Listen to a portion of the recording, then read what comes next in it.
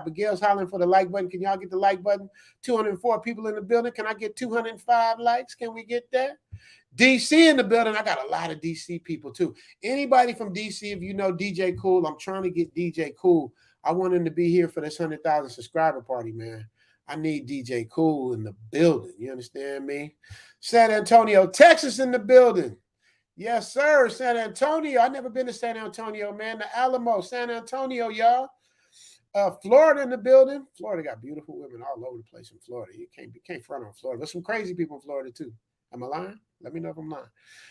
Coach Lamont, Algeria or Tanzania? He said or, so we just guessing flags now.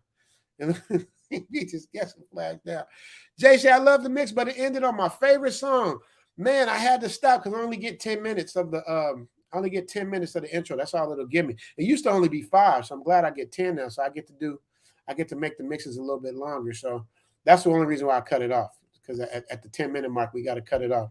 Support Zoom to Thailand Live, y'all. You dig? We got 208 people in the building, y'all. Support Zoom to Thailand Live. Support Zoom to Thailand. Make sure you hit the subscription button, the notification button, because I don't know when I'm going to go live and when I do. I mean, it was amazing, though, because I went live. It was like, I don't know, 2 in the afternoon, which was like 2 in the morning in New York. 4 in them. I mean, like 4 in them. I don't know what time it was, but, you know, it's 3 different time zones in the States. But I know by the time we got done, it was like 4 or 5 o'clock, and y'all was up rocking with me. It's damn near 400 people in the back. I think it's like 300 people on a live stream. You know what I mean? That's crazy to me. But like I said, I'm going to start moving them over to this channel eventually. So y'all got to rock with me. Zoom to Thailand and Zoom to Thailand Live. You understand me? Uh-oh, shots fired. Shots fired. Men's Daily Advice say nobody mess with us in Kansas City with the barbecue.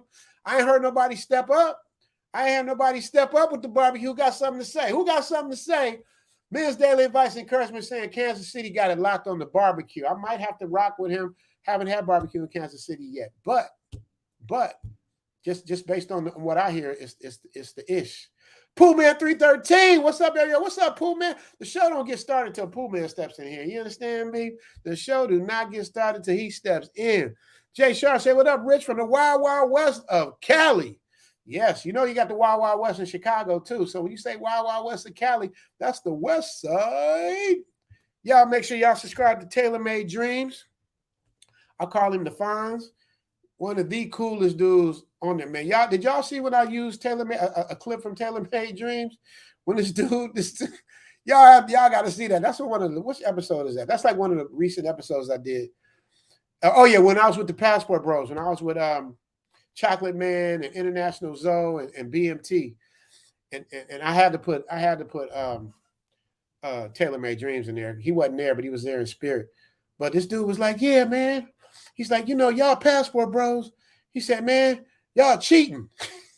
He said, y'all cheating. He goes, why don't you stay here in the Matrix and compete with us? And the funny thing about it is, shout out to that brother. I'm not putting him down, but he sounded like he had an accent. Like he could have been from like Barbados or Haiti or somewhere. But so technically, dude, didn't you cheat by like leaving your country and coming to America? But he said, you know, y'all cheating the game. Y'all cheating the game because y'all got Pablo, y'all over there. You know, you'll be the same person if you regular in America. How you gonna go over there and be special? You the same person in America. How you be special? Y'all cheating. Y'all got the cheat code. Y'all cheating the game. And Taylor Made kind of giggle. He was so cool. That's why I called him the Fonz. He said, brother, I'm gonna tell you something, man. I was special when I was in the States, and I'm special here now. I didn't cheat the game. I beat the game. I was like, boom, mic drop. We didn't cheat the game. We beat the game. And if you got a passport and if you got out the country, it don't even have to be just Thailand, man. There's so many options. Y'all can just go up to damn Canada. Go down to Mexico. Get your feet wet. Just getting used to a different culture, a different flag, a different set of rules, a different mind state, and you will see what it is, man. And if you're over a certain age, Thailand is the place to come and retire and die, bro. I'm serious. Like I mean that. You'd be like, this is it. Like I'm good. Brothers, I know once they come, they either coming back, they coming back, or they coming to retire, or they looking for something to buy. And that's the thing with the real estate lady, like T-Licious, like she's a real estate lady. She's trying to sell condos. So she'll meet with you and show you some beautiful condos, but I know how some of y'all thirsty ones are. Y'all will act like y'all want a condo just to try to, do your thing. And like all that does is just make me look corny because it look like the people that I'm recommending ain't really about their business. Got to be about your business in Thailand because they throw you up out of here on some goofy, just so you know. Traveling, that's what's up. Said maybe we'll go on a double date. Wow, see, traveling, that's what's up. He's very ambitious. Traveling, that's what's up. You're very ambitious. Double date, man. That sounds like something from high school. But I appreciate what you're saying, brother. If we can work that out, maybe we can. Maybe we will do a double date. AF1 Pice, how you pronounce that? AF1 Pice. Korean and Asian countries are like Thailand. Nah. Cap, Korea and all Asian countries are not like Thailand. China's not like Thailand. Korea, from what I understand, is not like Thailand. The Philippines definitely not like Thailand. I've been to those places. Oh, you mean in this way? They all like brothers more than America. And more than yeah. There's something. Shout out to Beautiful Lies, man. He said something that was dope. He does a lot of like research and quotes and stats and stuff. And he was like, black men are the most desired men sexually on the planet. Period. So anywhere we go, we get love. You know what I mean? Except for sometimes at home, but that's just because they're used to us. But that's what I'm telling you about Thailand. When we step into Thailand, we're exotic. You know what I mean? They want to touch your hair. They want to see you. They like it's like we're exotic because they don't get a lot. I mean, now hopefully because of Zoom to Thailand, we get more brothers coming out here. But and it got to be the good brothers too, man. Y'all can't come out here on the goofy. I'm telling you, I mean, I say this all the time. Y'all come out here on that goofy, you're gonna find out the hard way, man. You got to just come and blend in, be respectful. You know what I mean? Honor the rules and the laws. Do your research. Talk to Uncle Google. Talk to YouTube. Type in, what are the rules and laws of Thailand? If you don't have to watch my channel. I mean, I'll tell you all on my channel too. But just look and see, man. Do a refresher course and just see, man, because it's simple, man. It's really simple. It's basically based around respect. Respect the king. You can't be on no BS. They don't even like if I'm in a restaurant and I'll be like, yeah, what's up with the KING? They'll be like, They'll be like, say nothing. You know what I mean? You got to keep it respectful. You can't be like at home when they be like, F this person and F this president. You try that, you'll be in there, you'll be in the hole doing. I mean, and when they give you time, like they give you serious, like try disrespecting the king and doing something goofy. You might get 7 years off top. Ain't no such thing as parole. 7 years off top. 7 years. Yeah, somebody did that. What did he do? I think he got on his YouTube channel and was talking real spicy and saying a bunch of stuff he shouldn't have been saying. They caught up to him and gave him 7 years, bro. So imagine that. They put you in jail in Thailand for 7 years, charge you a fine before you leave, and then kick you out where you can't come back indefinitely, at least 10 years or indefinitely, man. It's just not worth it. It ain't worth the calories, man, when all you got to do is just chill and be cool, player. Sean Miller, the stripper, didn't come to play. She came to make money. Facts. Yeah, them girls in Club Fate, them girls in Club Fate is about, they not playing. They are not playing at all. So all y'all be talking that y'all really got it, Dirk Digglers and all of that. Yeah, they you'll see. But they do respect the black stereotype. Like they will be like, some of them be like, nah, you black man, I know. You know what I mean? Some of them will do that. You might get out of 20 of them, maybe 3 might be on that. But most of them be like, come on with it.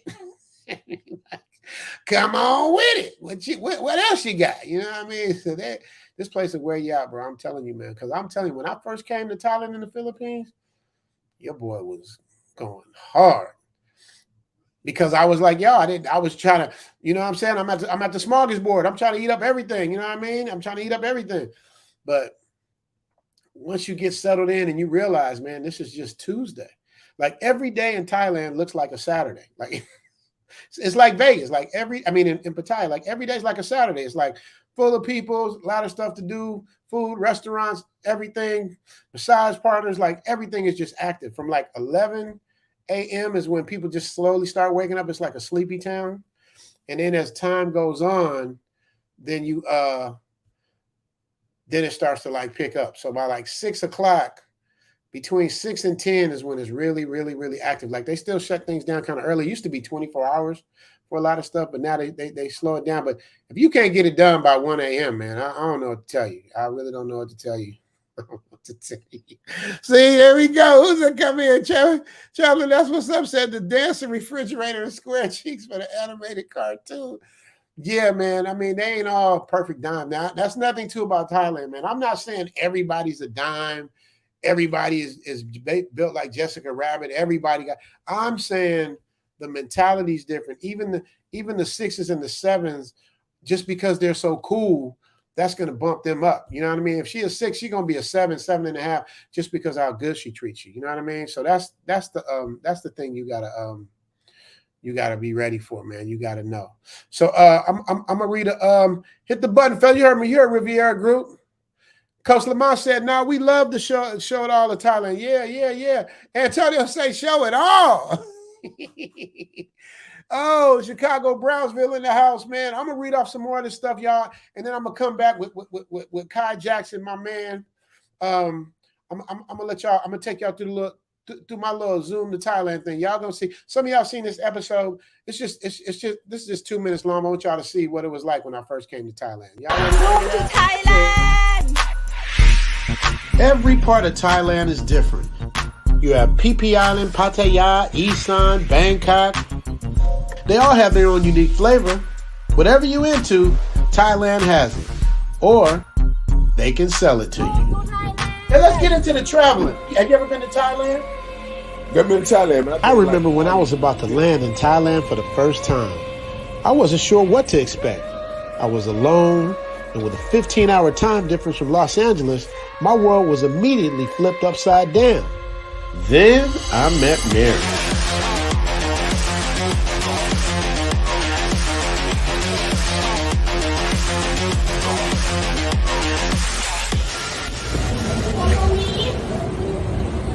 Just tell me what you want and you'll find for you. You will be happy. You can put my contact.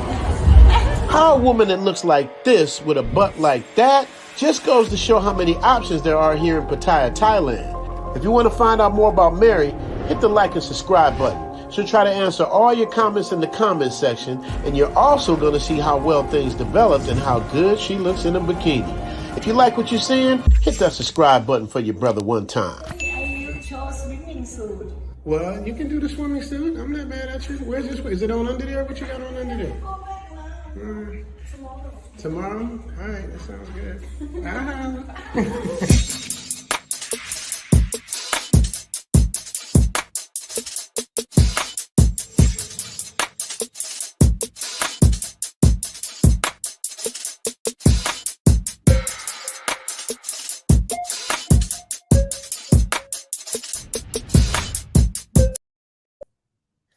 Man, I had to stop it there because it got a little kind of spicy.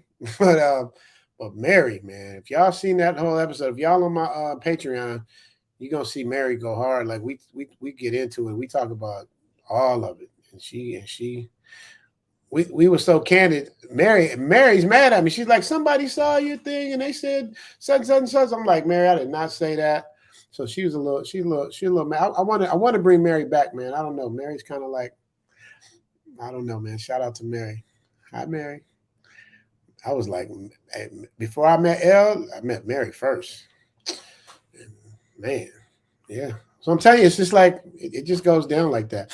But yeah, man, we're trying to get to this 100K. Y'all help us get to 100K. Help us get to 100K, man, so we can have this Zoom to Thailand party. I'm doing the odds, man. I'm assuming, unless a miracle happens, it'll probably be early part of next year. So if y'all ain't ready, man, get ready to Zoom to Thailand for the 100K party. In my mind, it's going to be like January, February. That's not in stone because I might not be there in January, February. But when we getting close, when we at like 90 or something like that, then I'm going to know what's going on. But I don't think I'm even at 75 yet. You know what I mean? So we still got a little way to go. You know what I mean? We got to hit 25 more racks. before we get there, and we will get there, man. Because I'm gonna work. I'm not gonna never stop working, man, till we got it all like the way we supposed to do. We gonna get it popping. So, man, I ain't gonna take up too much. I'm gonna bring up next up, man. You guys, my guy, met him on Zoom to Thailand. Actually, he wrote in and told me he was like a news reporter, and he was doing his thing. And I went and looked him up, man. And he was like a big dude in Baltimore, man. If y'all any OGs from Baltimore, y'all gotta tap in, man. Kai Jackson is like the guy. I'm gonna bring him up. I'm gonna bring up Kai Jackson and let him say what's up to y'all, because he has a channel too. We're gonna talk about that. Ladies and gentlemen, without further ado, I'm gonna bring him up. You know him, you love him. His name is Kai Jackson. What up, Kai? What's up, Richie Mack? Travel OG. It's an honor to be on your show today. Thank you, man. And thanks for that intro. Look, I don't even get that in the news when I do the news every day. How are you, man? I'm good, man. I wish I had your voice, man. I was just, hey, man, it's Kai Jackson.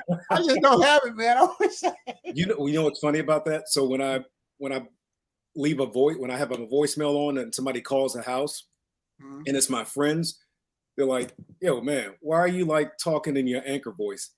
And I don't think about it anymore, but I think it's just the process of doing the work every day. It's just like with you and all those years in Hollywood, there are things that you do that you probably don't realize that you do because of your profession, right?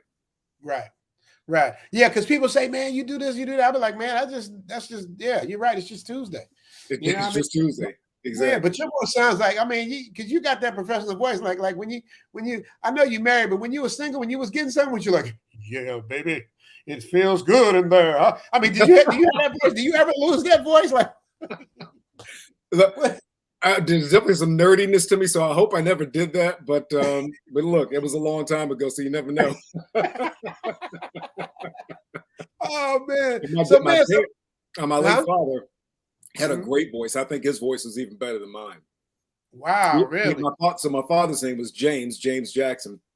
My late mother's name was Elaine, and he'd answer the phone like, "This is Jim." Everybody called him Jim. I called my dad Jim. "This is Jim Jackson." But Dad had a great set of pipes, man. So I get some of that from him, I guess. It's in the DNA, baby. It's in the yes, DNA. Yeah. So tell me, so are you still a news anchor? Because I know you got your Backyard Grill. So what's going on with that? Yeah, I'm a news anchor in Baltimore. Next year will be 30 years that I've been here in Baltimore. So this is the DMV.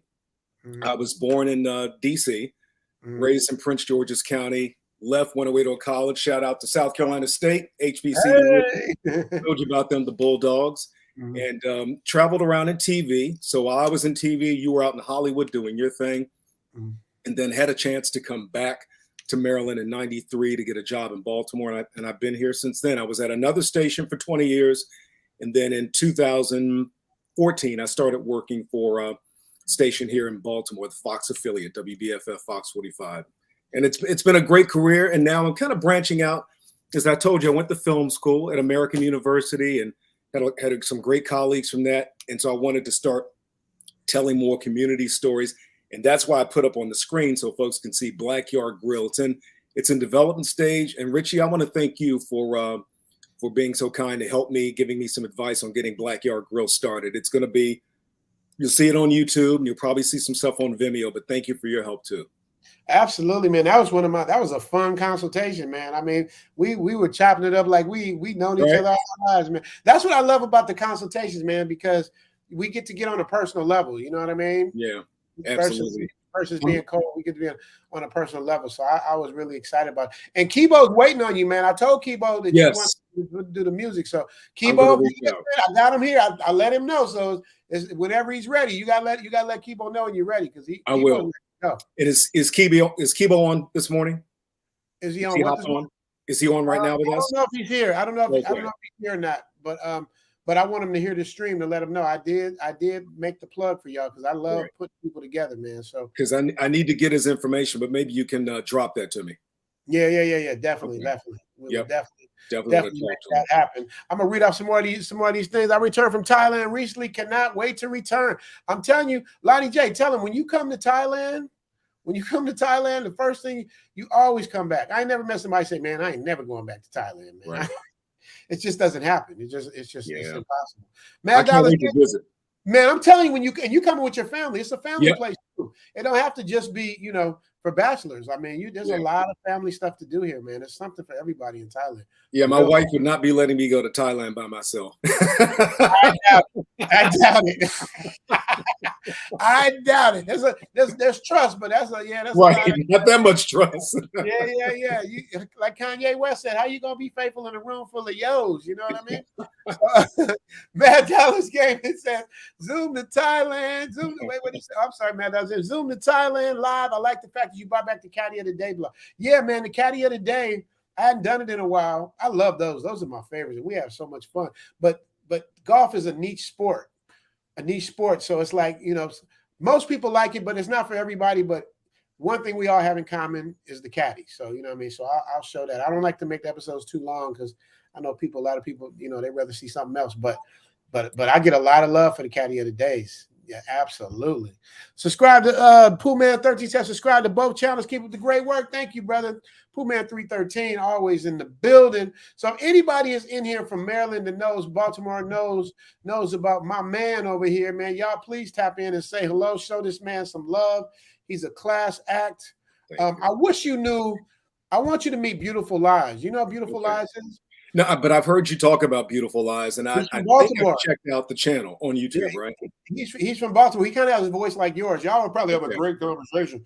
But it's all like because the voice, I wish I could do that. You know, it's funny because I'm like half street, half nerd. My voice, I can't really lock into one or the other. So Richie, can I ask you a question here? Because I think this is a good one. I'm kind of interviewing you on your own live stream show. What's your, because I want people to hear this, because this is one of the things I love about your show. When you're editing, what's your process? When do you decide you're going to use your Bitmoji? Because I think your Bitmoji is great, and I notice you seem to strategically decide to use it in different places. I think it's a great communication tool with your audience. That's a good question, and I'm gonna be honest with you. You asked, I'm gonna be honest. That Bitmoji came from me being too tired to do it myself. I was too tired to like, yo, coming up next. I'm like, man, it's 4 a.m, man. And I was trying to figure out what I wanted to do. Sure. And then I found it, right? On accident. I'd had it, but I forgot. And it wasn't what I was going to use. I was going to use something else. And I can't remember what it was I was going to use. That I think would have been even better. But I said, let me just do this because I'm tired. I'll do this. And it worked. And now, answering your question about being strategically placed, it comes in handy because on my episodes I like to tell a story, right? Right. Beginning, a middle, and an end. So sometimes when I'm tying in stories, like he comes in, my alter ego comes in to like get us to the next part of the story. Right. So it's a conduit to get me from where I need to go sometimes, and it's something to have fun time. Like I did one when I changed them up and put the sunglasses on, and then I got my that's all right, because I had been smoking the green, so that's just how I was feeling. I was like, hey, right. Welcome to the thing. We're gonna get to our thing. You understand what I'm saying? So I was feeling that, so I just went with that, and that worked. So I only did that once, and then I made one for Elle. Like Elle has one. Okay. Yes, I saw Elle's is nice. Yeah. So I just have fun with it, man. That's what I love about being outside of the Matrix, Hollywood Matrix, is that nobody can tell me shit. I can do whatever I creatively feel like doing, whatever I want to go. That's what I'm going to do. I'm going to play with the music I want to play. I'm going to interview who I want. I'm going to what I want. I'm going to do the subject matter that I want. Don't get me wrong. I listen to my subscribers. I watch my analytics and I see what people respond to. But at the end of the day, it's on me, win, lose, or draw. So it's like the one thing we know, it ain't gonna be whack. Whatever I put, it's not gonna be whack. It's gonna be entertaining. You know what I mean? Because I won't put it out. That's why it takes me so long. If I don't feel like I got it, got episodes down. If I don't feel like it's in sync, I won't. I'll just keep going until I get it right. Like I just had, because I can't. Because I hate to be criticized. So it's like you're gonna criticize. You're gonna have to look deep. Because I go through this. I literally watch the videos before you guys see them. I literally watch it 600-700 times. Right. Literally. I'll edit 2-3 minutes in, start the video over. Edit 2-3 minutes, start the video over. Edit now 4 minutes in, start the video. 4 minutes and a half minutes, and I'll just keep on till everything is flowing smoothly. And then after I go all the way through, then I come back. Okay. And then I go over it again with a sound pass. You know, I do make sure the sound is right, my levels is right, because sometimes the levels are off.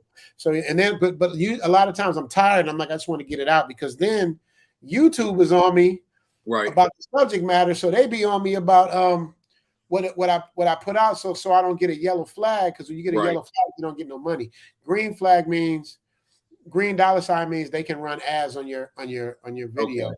Okay. Yellow flag means we're not gonna give you a copyright strike. We're gonna play it, but you ain't gonna get no money, ain't no commercials gonna run on it. So to do all that work and not get any money, it kind of like teaches you to like conform to what it is they need you to do. So what happens is they go through when I put up an episode, like say I'm done, I'll finish my episode at 2 a.m. Right. I'll say a prayer and pray that I do every time. I say a prayer and I pray that everybody likes the episode, and I go to hit send. But before that happens, YouTube scrutinizes my whole thing. So I gotta wait for them to like go through everything before they give me my green check. So it'll be 2 a.m. sometimes. So I'll fall asleep waiting on the check mark to be approved, and then I'll wake up at 4. Say my prayer again, and then hit the send button. So it's just and it's good to go. And is that an algorithm doing it electronically or digitally, or is it an actual person? Well, it's an algorithm at first, but what happens is they used to get me every time. So what I do, when they do that, you can ask for a real person to look at your stuff. So we went through that song and dance for at least 20 episodes. So now, before they give me the yellow check mark, they run it through some sort of stringent process. Okay. I'm assuming, I don't know. I'm not on the other side of YouTube. I don't know what they do, but my video is only 10 minutes long. Why would it take 20 minutes for them to like figure it out? If you watch it, only take 10 minutes. So I'm assuming they're really like fine tuning, checking every nook and cranny before they give me the green check mark. But it's a process, bro. It's really an arduous process, but I love it. You know what I mean? It keeps me out of trouble. I stay in the house. Well, I tell you what, being in Thailand is a great place to be in the house. And it just, again, you know, I complimented you on your content, but you know what? I'm not the only one. If you listen to your subscribers and then the group of friends that you have, the fellow YouTubers, they're all saying the same thing to you about you have literally created your own space. I talked to you about having a show intro and a close. You're a great storyteller. You have really changed the game on storytelling, and I think you have opened up a new space for Black men to think about traveling, going places, and doing things like that. I think you've really created something unique, Richie. And I know you give a lot of props to people who helped you when you arrived as well. Facts. Yeah, I mean, like I said, if that's the best payment I can have is just knowing that I'm influencing people to do better, get a passport, step their game up, travel, you know, because it's just, I mean, it's I hate to say it, man, but it's over back home, mentally speaking, for this generation because of what's going on. It's like it's man against women. You know what I mean? Democrat against Republican. Everything is everybody's. It's just all over the place, man. And it's just I don't know. When I go home, I cringe because it's like I don't want to deal with any of that stress. I don't have any stress, man. You know, we Black, we got high blood pressure, high cholesterol. I come to Thailand, man. My shit, I get on the blood pressure thing to take the little thing, and my numbers is nice. It's like because there's nothing to trip out about out here. Like it's just there's nothing to trip out about. But I'm gonna get to my chat. What were you gonna say? I got one last little thing to say to you before you go. Last week in your group chat, I just watched. I didn't log on to show you I was there. You said something, and I think your audience needs to hear this because it's a frustration that I've had.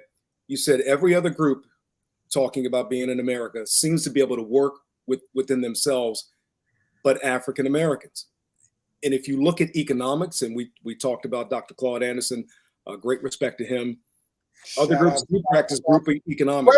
Wait. See, you can't do that. You can't just walk by the word Dr. Claude Anderson. Y'all don't understand. Like, I'm not one to be like, super political or anything like that. But Dr. Claude Anderson, y'all, if y'all ain't up on Dr. Claude Anderson, man, Dr. Claude Anderson is the coldest. Like, I don't think there's anybody. I think Kai would have to. He'd have to really find somebody for me that's colder than Dr. Claude Anderson, man.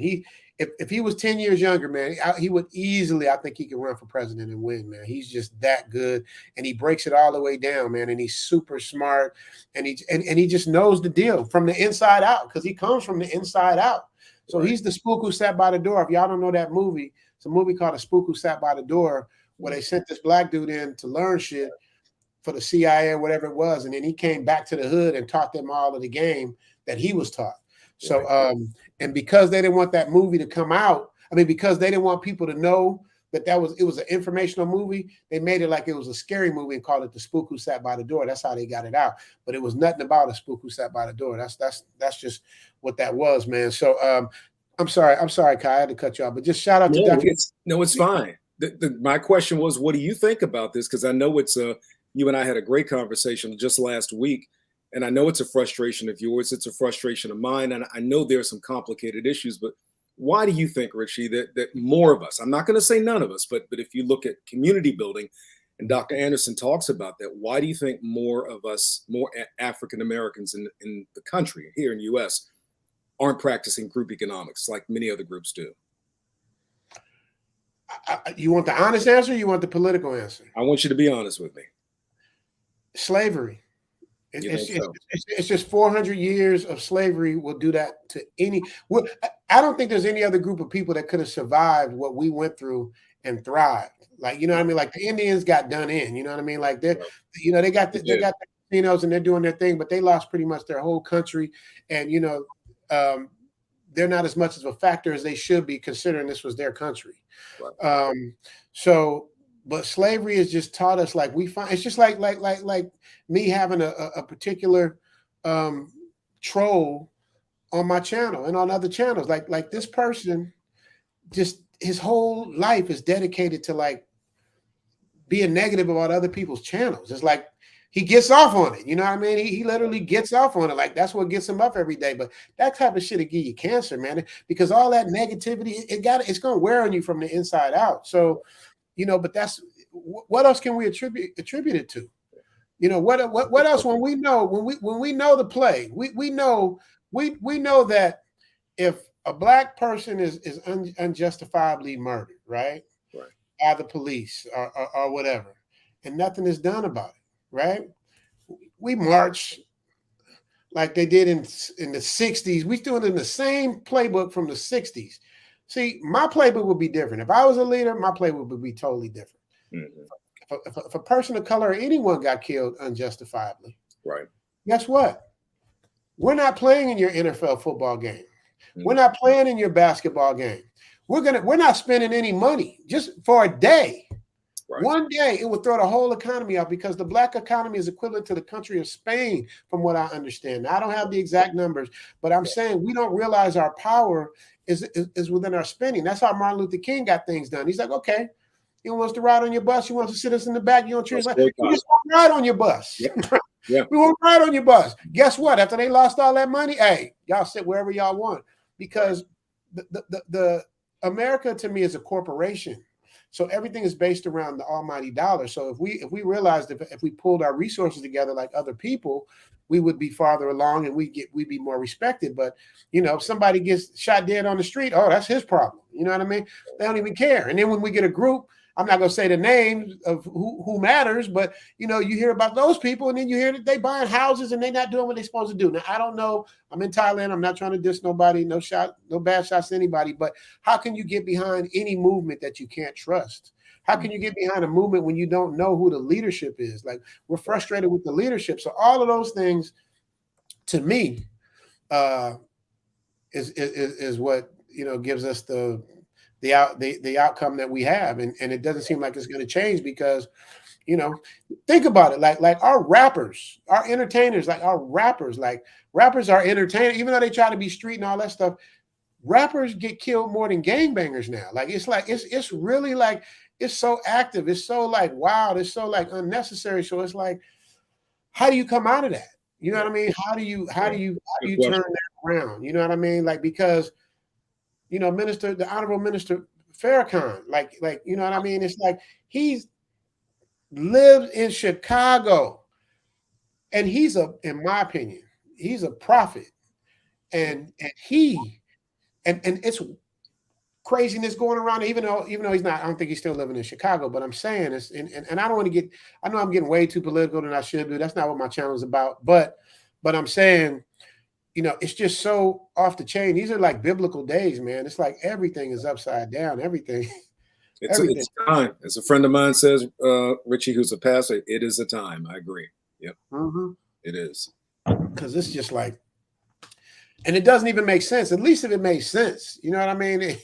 But none of it makes sense to me. Just like I said, like people are angry or upset. Like I got a friend who told me this. Which one of my friends? Oh, my boy Stan, the guitar man. Stan, the guitar man. Shout out to him. He played on all the NWA records. He played on the Michelin records. He's like, he played all the bass. He played with DJ Quick, everybody. We were talking. He's like, man, you come back home, these black women are gonna jump you, Rich. He said they hot with you.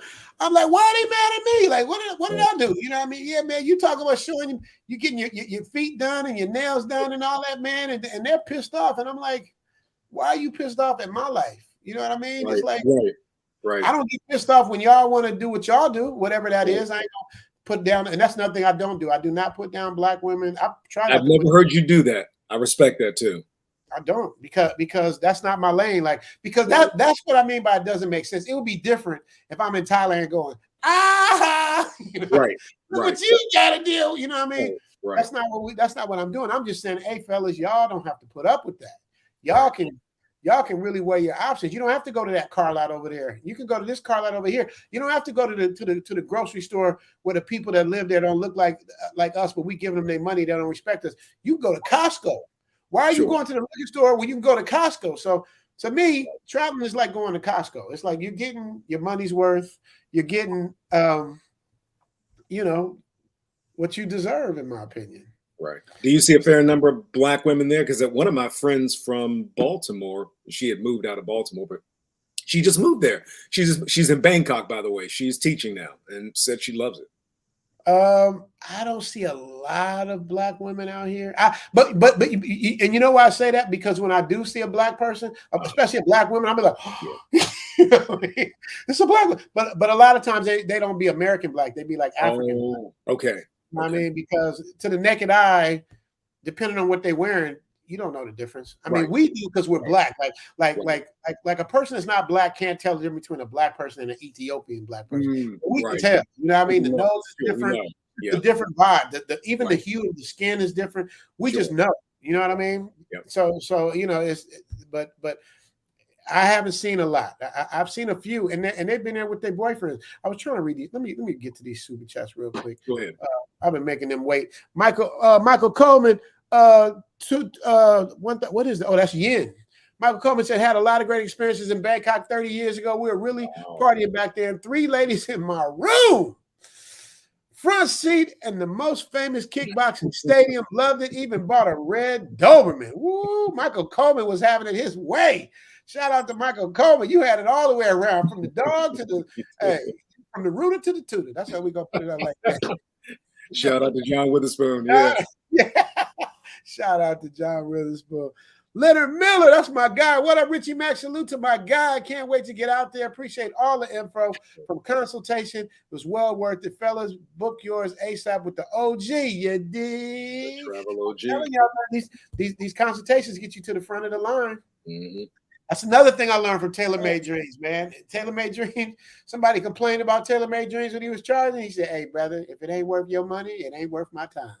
And that's the coldest line ever. That's another drop the mic moment. If it ain't worth your money, it ain't worth my time. We have got to, and I'm not painting everybody with a broad brush. We have to respect each other professionally. I think that's important. Absolutely. Your time has value. You know, it's not like you've got some big corporation behind you. It's you. And we just need to respect each other's time professionally. And that you did. You were so cool. Like you. And I'm not trying to prop myself up, by the way, about that at all. Just no. You just stating facts. But you were so cool about it and understanding. But that's because you come from a professional background. You get it. A lot of people, you know, they think by helping out, you trying to get over on them. You know what I mean? They don't understand that this, it costs money and time to do money and time. It's done. Yep. And time is money. You know what I mean? Because I'm gonna keep it a buck with y'all. I'm just being honest, man. I'm not tooting my horn, but I'm saying I can just retire out here and just chill. Zoom to Thailand can just go to bed and I can just be out here living my life and enjoying myself. You know what I mean? I don't have to do this. You know what I mean? I enjoy doing it because I see the impact I'm making on people. So it's like, you know, if somebody thinks I'm doing this for the wrong reason, just sadly mistaken, because I do it for the love, and I do it just like when I said when I was walking down the street and meeting people, man, it feels so good to know you made that impact, man. It's a feeling you can't really describe. You probably get it because you're a news reporter. People walk up to you, oh, Kyle Jackson, I love this. It's a good feeling, man. You know what I mean? Yeah, and it's mostly confined to Baltimore. People will ask me all the time. Mm-hmm. So what's it like to be recognized? I'm going to tell you something that I think you can appreciate. I go to the grocery store. Let's say I got off work. I've had a long day. Somebody comes up. Hey, man, can I take a picture with it? You know what I tell them? Absolutely. Yeah. That one bad experience that a person has with you might be all that they remember. And if somebody is taking time out to watch me and they don't have to do that, especially in a day and age where we have so many opportunities, if you write content and films, I thank them and I take that one moment because I may have had a bad day, but that's not their problem, Richie. Right. And I try to make sure that I'm kind to them, especially when it's kids, because that to me really has an impact. Yeah, I know you have kids and I'm a father as well, but they don't know that you're having a bad day. All that they know is that they've taken time out of their lives to watch you or something like that. Maybe some of them even grew up with you. It's not a problem. So I always try to be kind to people like that when I'm out there. Facts. And you should, and it don't really cost you nothing. You know what I mean? Nothing. You know what I mean? Yeah. But you're right, man. It's so funny. Shout out to Chris if he's out there. I was doing a live from Suni's barbershop. Anybody that watches my channel knows Suni. She's my barber. She cuts my hair. She's so fun. You know, we do live streams whenever. I usually get my hair cut like once a week, every 10 days. And I don't know when I'm going to go. It's not like I go every Monday. I just go whenever I feel like, you know, my sheepskins is growing. And so I pop up on a live. And so my guy, Chris, I don't know if he's a Patreon or a subscriber, but he was on the live. I know he was out here and he kind of like popped up. He just popped up on me at the live with Suni's thing. And then afterwards, you know, we hung out, him and Jay and his partner, other subscribers, friends of mine. One of them did a Patreon. Jay did a consultation. So it was cool to hang out with people that I've had interactions with. But, you know, at the end of the day, after I dropped on, because we went around, took them around and picked them up, you know what I mean? And we hung out. And he was like, man, you know what, man? It is so cool to know that you're really that cool like you are on the TV show, because a lot of people, that's just they act. But then when you see them in person, they're a whole different person. And I'm like, word? I'm like, nah, this is me. This is what you get. You're going to like it, you're going to love it, you're going to hate it. But this is what you're going to get 24/7, unless I'm asleep. So, but he was like, but he was refreshed to know that. And it made me really think, like, some people really are funny like that. So I guess, you know, for me, this is what it is. You know what I mean? Unless you disrespect me, then I act a little bit different. Poolman 313 say stacking my bread and looking for a remote job, trying to be like Richie Mack, Andre, the coach, BMT, El Guapo. El Guapo is beautiful lies. Taylor Made Dreams, Detroit in the chat. Poolman, you know 313, Detroit, you know 313. That's got to be the D. Yeah, man. Poolman 313. Supporting, huh? Which I did, and right. I forgot Beautiful Lies is Guapo. Dude, you talked about Guapo. I went to his channel, and I have to give him credit. He was promoting. Do you remember the woman he's been promoting recently? And now she's doing the Brazilian. Yes. Yeah. Uh-huh. Dude, Guap is cold. Guap, see if I can get him to tap in. Guap is cold. All props to Guap. Richie Guap is cold. Guap, talk about voices. That's what I'm saying. Imagine you two. Let me see if I can get Guap. If he's around, I would just get him to come on. I'm gonna take time out. I'm gonna connect with Guap, and I'm gonna interview Guap at some point because I gotta have that voice on my channel, man. Guap, oh my God, Guap! I'm doing a live stream right now, man, with Kai Jackson from your neck of the woods, and y'all both got these voices, and we talking about you, bro. If you can tap in, man, I would really appreciate it. I don't know if you're busy. You might be on an airplane somewhere or something, but try and tap in if you can, Guapo. El Guapo, beautiful lies. Gail, can you put up El Guapo's link, please? We want him to. Guap is cold.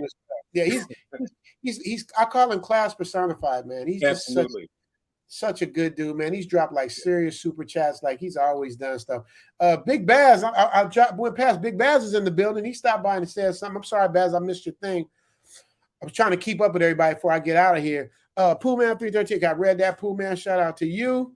Sean Miller says, Richie, in your opinion, what was the first black superhero movie? Some say Wesley Snipes as Blade. For me, it was Meteor Man with Robert Townsend. That was good. Man, okay. Now, Sean, I'm gonna give you I can give you the politically correct answer, or I can give you the West. The first black superhero to me was Superfly. Believe it or not. I know the bougie people might not like that, but he was like, I was too young. My parents wouldn't let me watch that movie, but Superfly was the coolest. Ron O'Neal. Ron O'Neal. But you know what? You know why you're right? You have a good point about this. He was a hero in the hood. Thank you. So in fairness to Sean, he might mean a real like superhero. Right. Black superhero. I wouldn't say Meteor Man. I love Robert Townsend. That's that's not my idol, but that's my mentor. Like my storytelling skills and the things I learned, Robert Townsend has a lot to do with that, man. I take my hat off to him, man. He's like a big brother. He's a mentor. He's all of that, man. That's my guy. But yeah, and the fun thing, I wasn't in Meteor Man, and that's when like everybody from Hollywood Shuffle was like thinking that every time Rob did a movie, they had to put them in the movie because they was in Hollywood Shuffle. And I wasn't about that. I wanted to do my own lane. You know what I mean? I was like, I started doing commercials. I started carving out my own lane. And that's another one where Rob respected me and loved me, because I wasn't the type that was waiting on him to do a movie for me to work. Right. Like I was like going to get it. You know what I mean? It's like, I got this now. You know what I mean? It's like with our kids, you know what I mean? It's like after a while, they got to learn how to start flapping them wings. You better get to flapping. That's what my parents did. They made me start flapping at 18. Yeah. You better get to flapping them wings. Yeah. So, you know what I mean? So I started flapping, like 19, 20, I got to flapping. So, you got to just stay in the game, stay focused, and stay grinding, man. Crypto Abundance says, Casey's yours all my life. Yeah, man. OG, you've been around Cuba Gooding Jr., Jerry Maguire, one of my favorite movies. Now I understand your editing skills.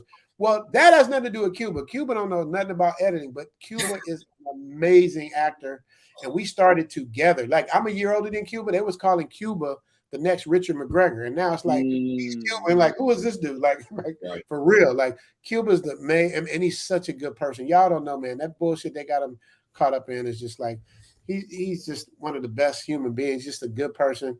His mother's like, they just love guys, a good dude, you know what I mean? But he has his own way, you know what I mean? He grew up different than he didn't grow up around a lot of black people. So when people see him and the way he behaves, that's just because it was the way he grew up. It's just like Baz and I, we have our conversations about, black power and struggles and stuff. And you and I have had conversations, Kai. It's like, I grew up different. You know what I mean? I was born Catholic, grew up in a Baptist church, raised by a Jewish family, almost married a Muslim girl. My brother's a Seventh-day Adventist, and now I'm in Thailand with a bunch of Buddha people. So wow. With me being exposed, when I got kicked out of the house, I lived with a Mexican family. You know what I mean? It's like I've been exposed to everybody, and I learned by that there's good and bad in everybody. You can't just single out a whole group of anything, Right. So I judge people based on how they treat me and what their track record is. So I can't get into the tribal shit. Is just it's a waste of time, because if we really gonna be about that life, we gotta move as one unit and really be about that life. Until we do that, like you can miss me with all that. I'm cool. Shane Bailey said, "We see you, brother. Passports up, yes sir. Passports up." Shane, don't make me get my passport yet. Let me do that. Let me start on y'all haters. Let me see what I keep it on deck. You did. There it is. These are your freedom papers out the matrix. You know what I'm saying? That's your freedom papers, man. Y'all need y'all free, male and female. It's not just for men when I say passports. It's everybody. All you got to do is go to the dang old post office. Grizzle in the building say, I was in Thailand. I didn't see any females. OG was bragging about. Hey, Grizzle, you better put a ha behind that, because I know. And Grizzly, you back in the States? You back in the Matrix? Where you at? Because I didn't get a chance to see Grizzo now like I wanted to. Did he pop up? I can't remember, Grizzo. You got to bring me up to speed on that. And Dove said, of course I know about Any Nations. It's right across the street from the crib. Eddie used to cut my hair. Yes, Eddie was my barber. Eddie was the coldest. Eddie gave the coldest fades. And tell him about the other dude. Remember the old man next to Eddie? Like nobody. It would be like 9 people sitting in the couches waiting for Eddie. It was this old man. I don't miss that. He would always mess the hair up, but sometimes you just didn't want to wait. You just go up there and let him cut your hair. He'd tear your shit up. Shout out to Eddie. Is he still alive, man, Dub? I hope he's still alive, man. Eddie was the best barber. I would go back to California just to let him just cut me up. I would definitely do that. Wow. Willie McDaniel say been there a lot. Richie, okay. Let me see. Want to visit Vancouver. Yeah, Vancouver. Canadian people are so nice. Newport News in the building. Have you been to Newport News before, Kai? Yes, love the Virginia Beach area. A good friend of mine used to anchor down there, down on the news. Oh, and I want to give him a shout out. If your viewers get a chance to check out, good friend of mine who's also a news anchor. His voice is better than mine. Named Art Fennell. He does a channel called Country Style down in South Carolina. It's phenomenal. But love that area down there, Virginia Beach. Yep. His voice is better than yours. I don't know. I gotta hear it. I gotta hear it myself. He's like my big brother. Wapo, I want to hear y'all. Man, did he? No, he ain't got my message yet because it's not blue. It's not a blue check. Dang, he's probably. I don't know what he's doing. He might be with his family. I don't know what he's doing, but I wish I would have sent him an invitation. I wasn't thinking, man. I'll be busy trying to get this mix together, trying to get because I got to get the mix together. Then I got to get the Monday morning football for the mood, and then sometimes I'll sneak some Thailand stuff in there. It's a whole production going into this Saturday morning thing. But who's your team? Who's your team? I got to be honest, man. It's like I'm from LA, man, but I'm a Pittsburgh Steelers fan, man. Okay. I'm Ravens all day long, baby. I mean, you can't be. You from Baltimore, you know what I mean? See, the reason why now you would think I would say the Rams, it would be the Steelers, the Raiders. Okay. Steelers, Raiders. Right. It's not Dallas, man. A lot of people from LA, big Dallas fans, man. It's definitely not the Rams, man, because when I was a kid, man, the Rams would go to the playoffs every year and lose. Then they went to the Super Bowl, they lose. And who'd they lose to? The Pittsburgh Steelers. So I just got my heart broken as a kid, man. And when I seen the Lynn Swan catching all of the the whole vibe of them, because the Pittsburgh Steelers was the Raiders of their time. They would beat you up and beat you. You know what I mean? And I love it. I mean, now I don't watch football as much, but I love what I do. I do the cheat code. I watch the highlights of the game, so I get to see the whole thing without the boring part. So I kind of do that. So shout out, props from Philly. What about Philly? G-Dog, what about Philly? Who got the best cheesesteaks in Philly, man? Who got the best cheesesteaks in Philly? I hear Geno's, I hear Pat's, and then I heard of another one. So I don't know, but they always tell me because I only been to Philly once, and I think I went to Pat's. Okay. They're like, nah, that's the wrong one. You got to go to Geno's or whatever. So if I go to Philly, I got to get my cheesesteak on, man. I got to do that. Big Jeezy say Vegas in the building. I miss Vegas. When I go back home, I got to stop through Vegas and check it out. Miss my boy Don. I don't know what happened to Sugar. Hey, Don Sugar, if you're watching, man, my phone don't work out here. My LA phone don't work, so I only got the Thailand phone. So you can only reach me either through the email or through this phone if you get this, man. If you have an iPhone, I can talk to you, but if you don't have an iPhone, it's a wrap. It is a wrap.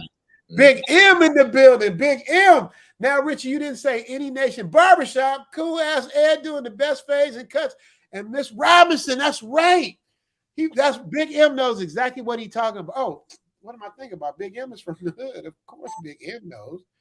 Big M's from the hood. So Big M is right. I forgot Miss Robinson. Miss Robinson, her daughter is a famous actress.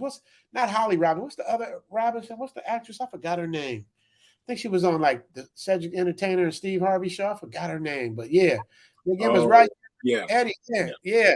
But I didn't let Miss Robinson cut my hair either. Only once in a while. Eddie was my dude. But Big M knows. Big M is a G from my neighborhood. He knows. He's from the other side, but he's still a G. Traveling, that's what's up. Born and raised Chicago, but the West Coast is the best coast. Love LA. Yeah, man. That's what it is. Much respect, bro. Coming from New Jersey. Can't wait to get out there and experience everything myself. Already reached out to Travelversity. Yes. Ja. Shout out to Ja to link up when I touch down. Passport almost here. Cool. Willie say he likes Canada. I do too. Ray Watkins say the Mac are all Mac greetings from Las Vegas. Yes. I bet it's hot in Las Vegas. You dig? Ooh, if it's hot in LA, I know it's killing them in Las Vegas. Y'all don't believe in global warming? Y'all feeling that shit now? Yeah, but in DMV. Yeah, you see that, Mike? You see that? You see? You see? Y'all is uppity up there. I told you, them is the most uppity. That's who the Huxtables are. That's really what the Huxtables in Maryland is where the Huxtables, like the real Huxtables. That's where they are. Okay. Articulate, well-to-do black people that ain't for the BS. You know what I'm saying? Willie say Soul Train. Yes, Soul Train. Yeah, I might do the Soul Train mix next week, y'all. Oh, my man Chris Trips from Compton. Check your cash apps so you can get all the love. Wow, I got some cash apps, y'all. Let me see, man. I don't even know. I know like Leader trying to be like cha-ching when he gets one. Chris Trips always support. You know what I love about Chris Trips? He's from Compton. He's short like me. Good dude. Funny. He always sends me funny shit. He's a traveler. He's probably more world traveled than I am, to be honest. Oh, yeah, I am getting some cash up. Damn, Chris Trips. He's right. I don't know how to read. How do I read them off? I want to read them off. I got to give props to whoever gave me some cash apps. How do I do that? How do I read the cash apps, Chris Trips? Favorites, linked account, support. How do I see, man? I gotta learn how this thing works.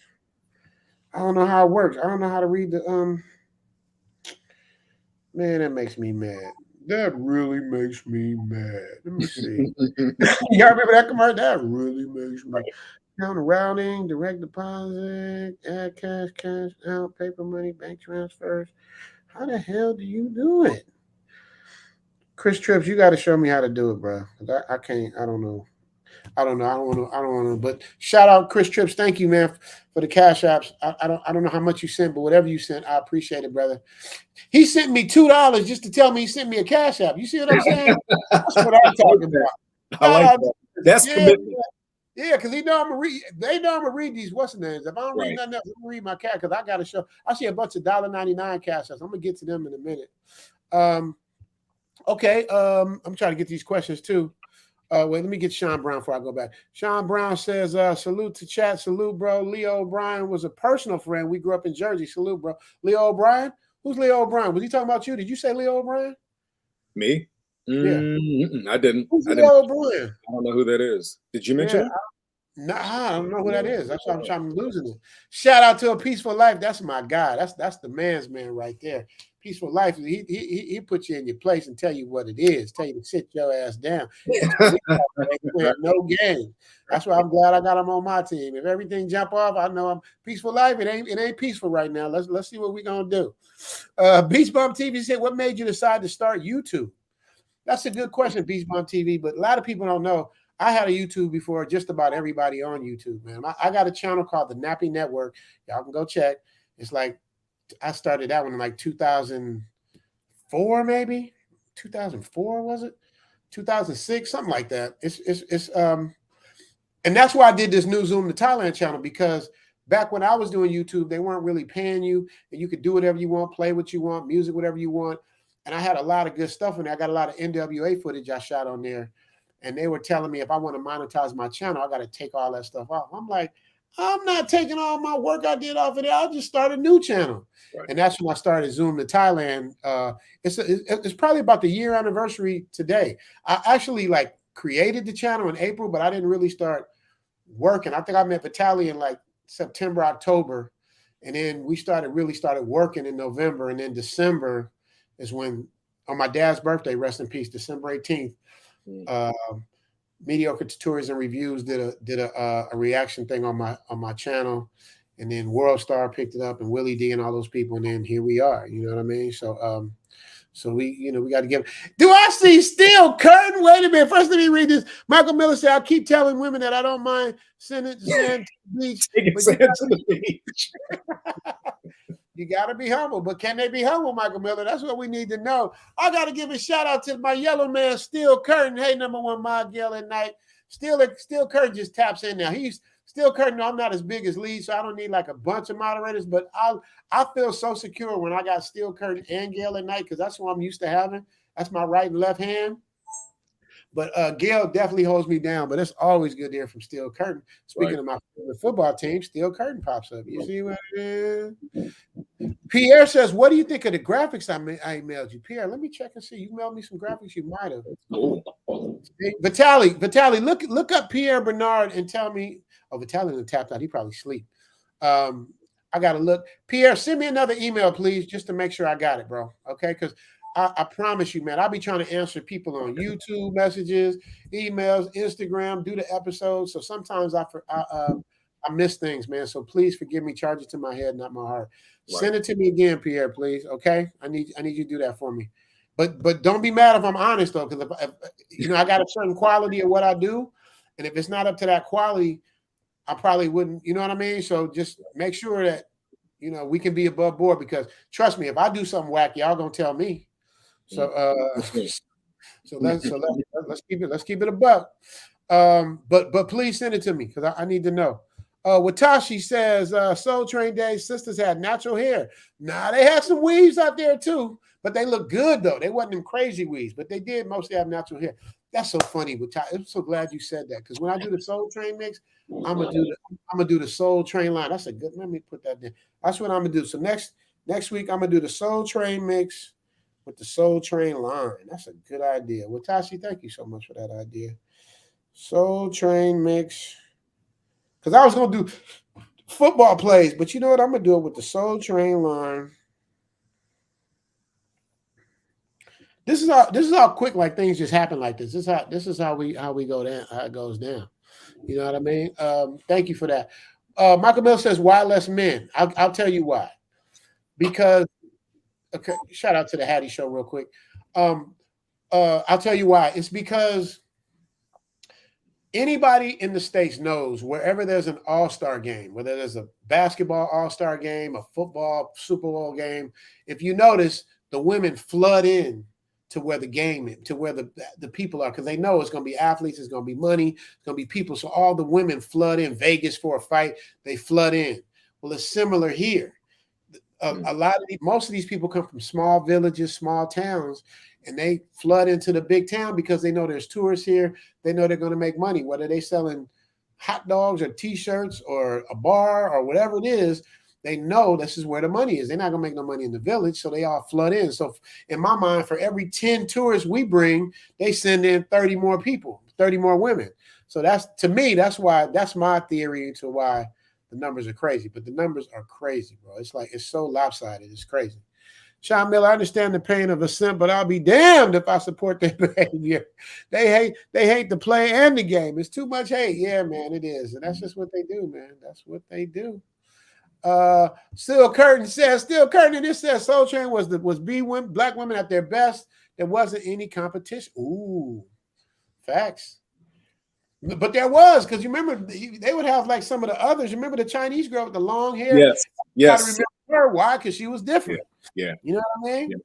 I knocked down a couple of the Soul Train dancers, just so y'all know. Y'all think that, I had to come to Thailand. I knocked down a couple of the dancers. Because Jody Watley was on there back in the day, right? And Jeffrey Daniel. Jeffrey Daniel was, I'm sorry. Both of them. That's how Jody Watley and Jeffrey Daniels for the group Shalimar, and they had a different lead singer. And at the end, what happened? He had the one song with them. What was that? Then I love, take that to the bank. Yes. What was that, Richie? This is your neck of the woods. What was that? They recorded on Solar Sounds of Los Angeles Records. What became Death Row Records? Yes. They did. Absolutely. Book your private consultation, y'all, with Richie Mack. I'm telling y'all, you can't go wrong with it. He'll take care of you. Cut you to the front of the line. Ask this man right here. He's a news reporter. He can't lie. Can news reporters lie? I don't know. Can y'all lie? Huh? Well, my shit is legit. Yeah. Good. I don't think you do. You seem honest to me. You like Abraham Lincoln to me. Traveling, that's what's up. My channel's come along. Still need a lot of work, but hopefully we get to do a movie. Okay. Look who's in the background. Look. I'm about to bring somebody up in a minute. Y'all go here. Y'all remember the movie Harlem Nights? Yeah. Remember the dude that said, I ain't never coming home. Yes. Put your man on the phone. I'm about to bring him up. He reminded me of Harlem Nights. I used to watch his channel. Because I loved his hair. He had this hair thing that was just dope. And it was the smartest PR move he could do, because nobody had a hairstyle like that. So how can you forget him? Right. So he had his hair a certain way, and he always like spoke from the gut. You know what I mean? And I liked him. But I was just waiting on him to diss me, because he will go in like certain people. I ain't gonna say the dude's name, but he got it out for a particular YouTuber that's like that a lot of people have issues with, but he goes in, and he lets them have it. But I love this dude. He's just an honest dude, man. You know, he's a good dude. I'm gonna bring you up in a minute. Don't go nowhere, Mox. I'm just reading off these things. I got to get to some of these super chat. I'll be trying to keep up with the chat. Gail say, follow the ladies of Zoom to Thailand. Make sure y'all go there. Because Vitaly sleep. Let me see, man. Y'all better be following the ladies of Zoom to Thailand, man. Let me see what you, let me check and see. I'm doing this live to make sure y'all ain't playing no games with me. Let me see. Let me see. Zoom to Thailand. Let me see. Ladies of Zoom to Thailand. How do I get to that? Ladies of Zoom to Thailand. There we go. Ladies of Zoom to Thailand. 185 followers. We getting there, y'all. We getting there. We getting there. 185. We getting there. We getting there. Ladies of Zoom to Thailand, y'all. Make sure y'all. That's pretty good, man. 185 for only having it up for a couple days. That's good, man. I'm trying to get up into the hundreds of thousands, man. We're gonna have this. It's gonna be a fun channel because that's where I get to. They don't like censor you as much on those that as they do on YouTube, from what I understand. So you know, so we're gonna get that in. We're here, Richie, the Wild Wild West Cali. Yes, sir. Jay Shar. You gotta tell me where from though. Mox, make sure you following the ladies of Zoom to Thailand, brother. Michael Coleman was my dad, the great Watashi. Oh, okay, he's talking to. Okay, that's what it was. Okay. Oh, okay. Okay, there you go. That makes sense now. Roy Wick say theme music. You dig? Las Vegas is in the bill. I'm gonna show y'all my new theme music coming in. A lot of y'all seen this. I'm not saying it went viral, but a lot of people saw this. This is how I'm gonna end the stream. I'm not ending the stream now. I'm just playing it for y'all, so y'all see how I'm gonna end the stream today. Give me my theme music.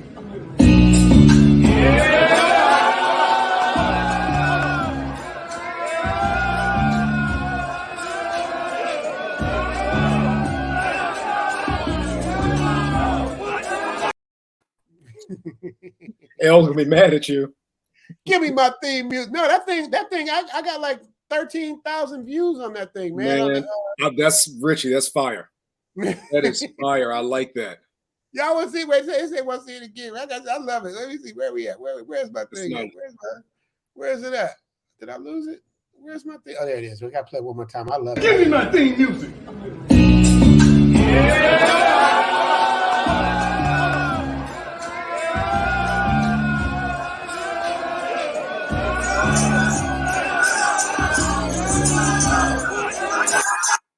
I like that, Richie. That's fire. Yeah, I love it. Yeah, I love that, bro. That's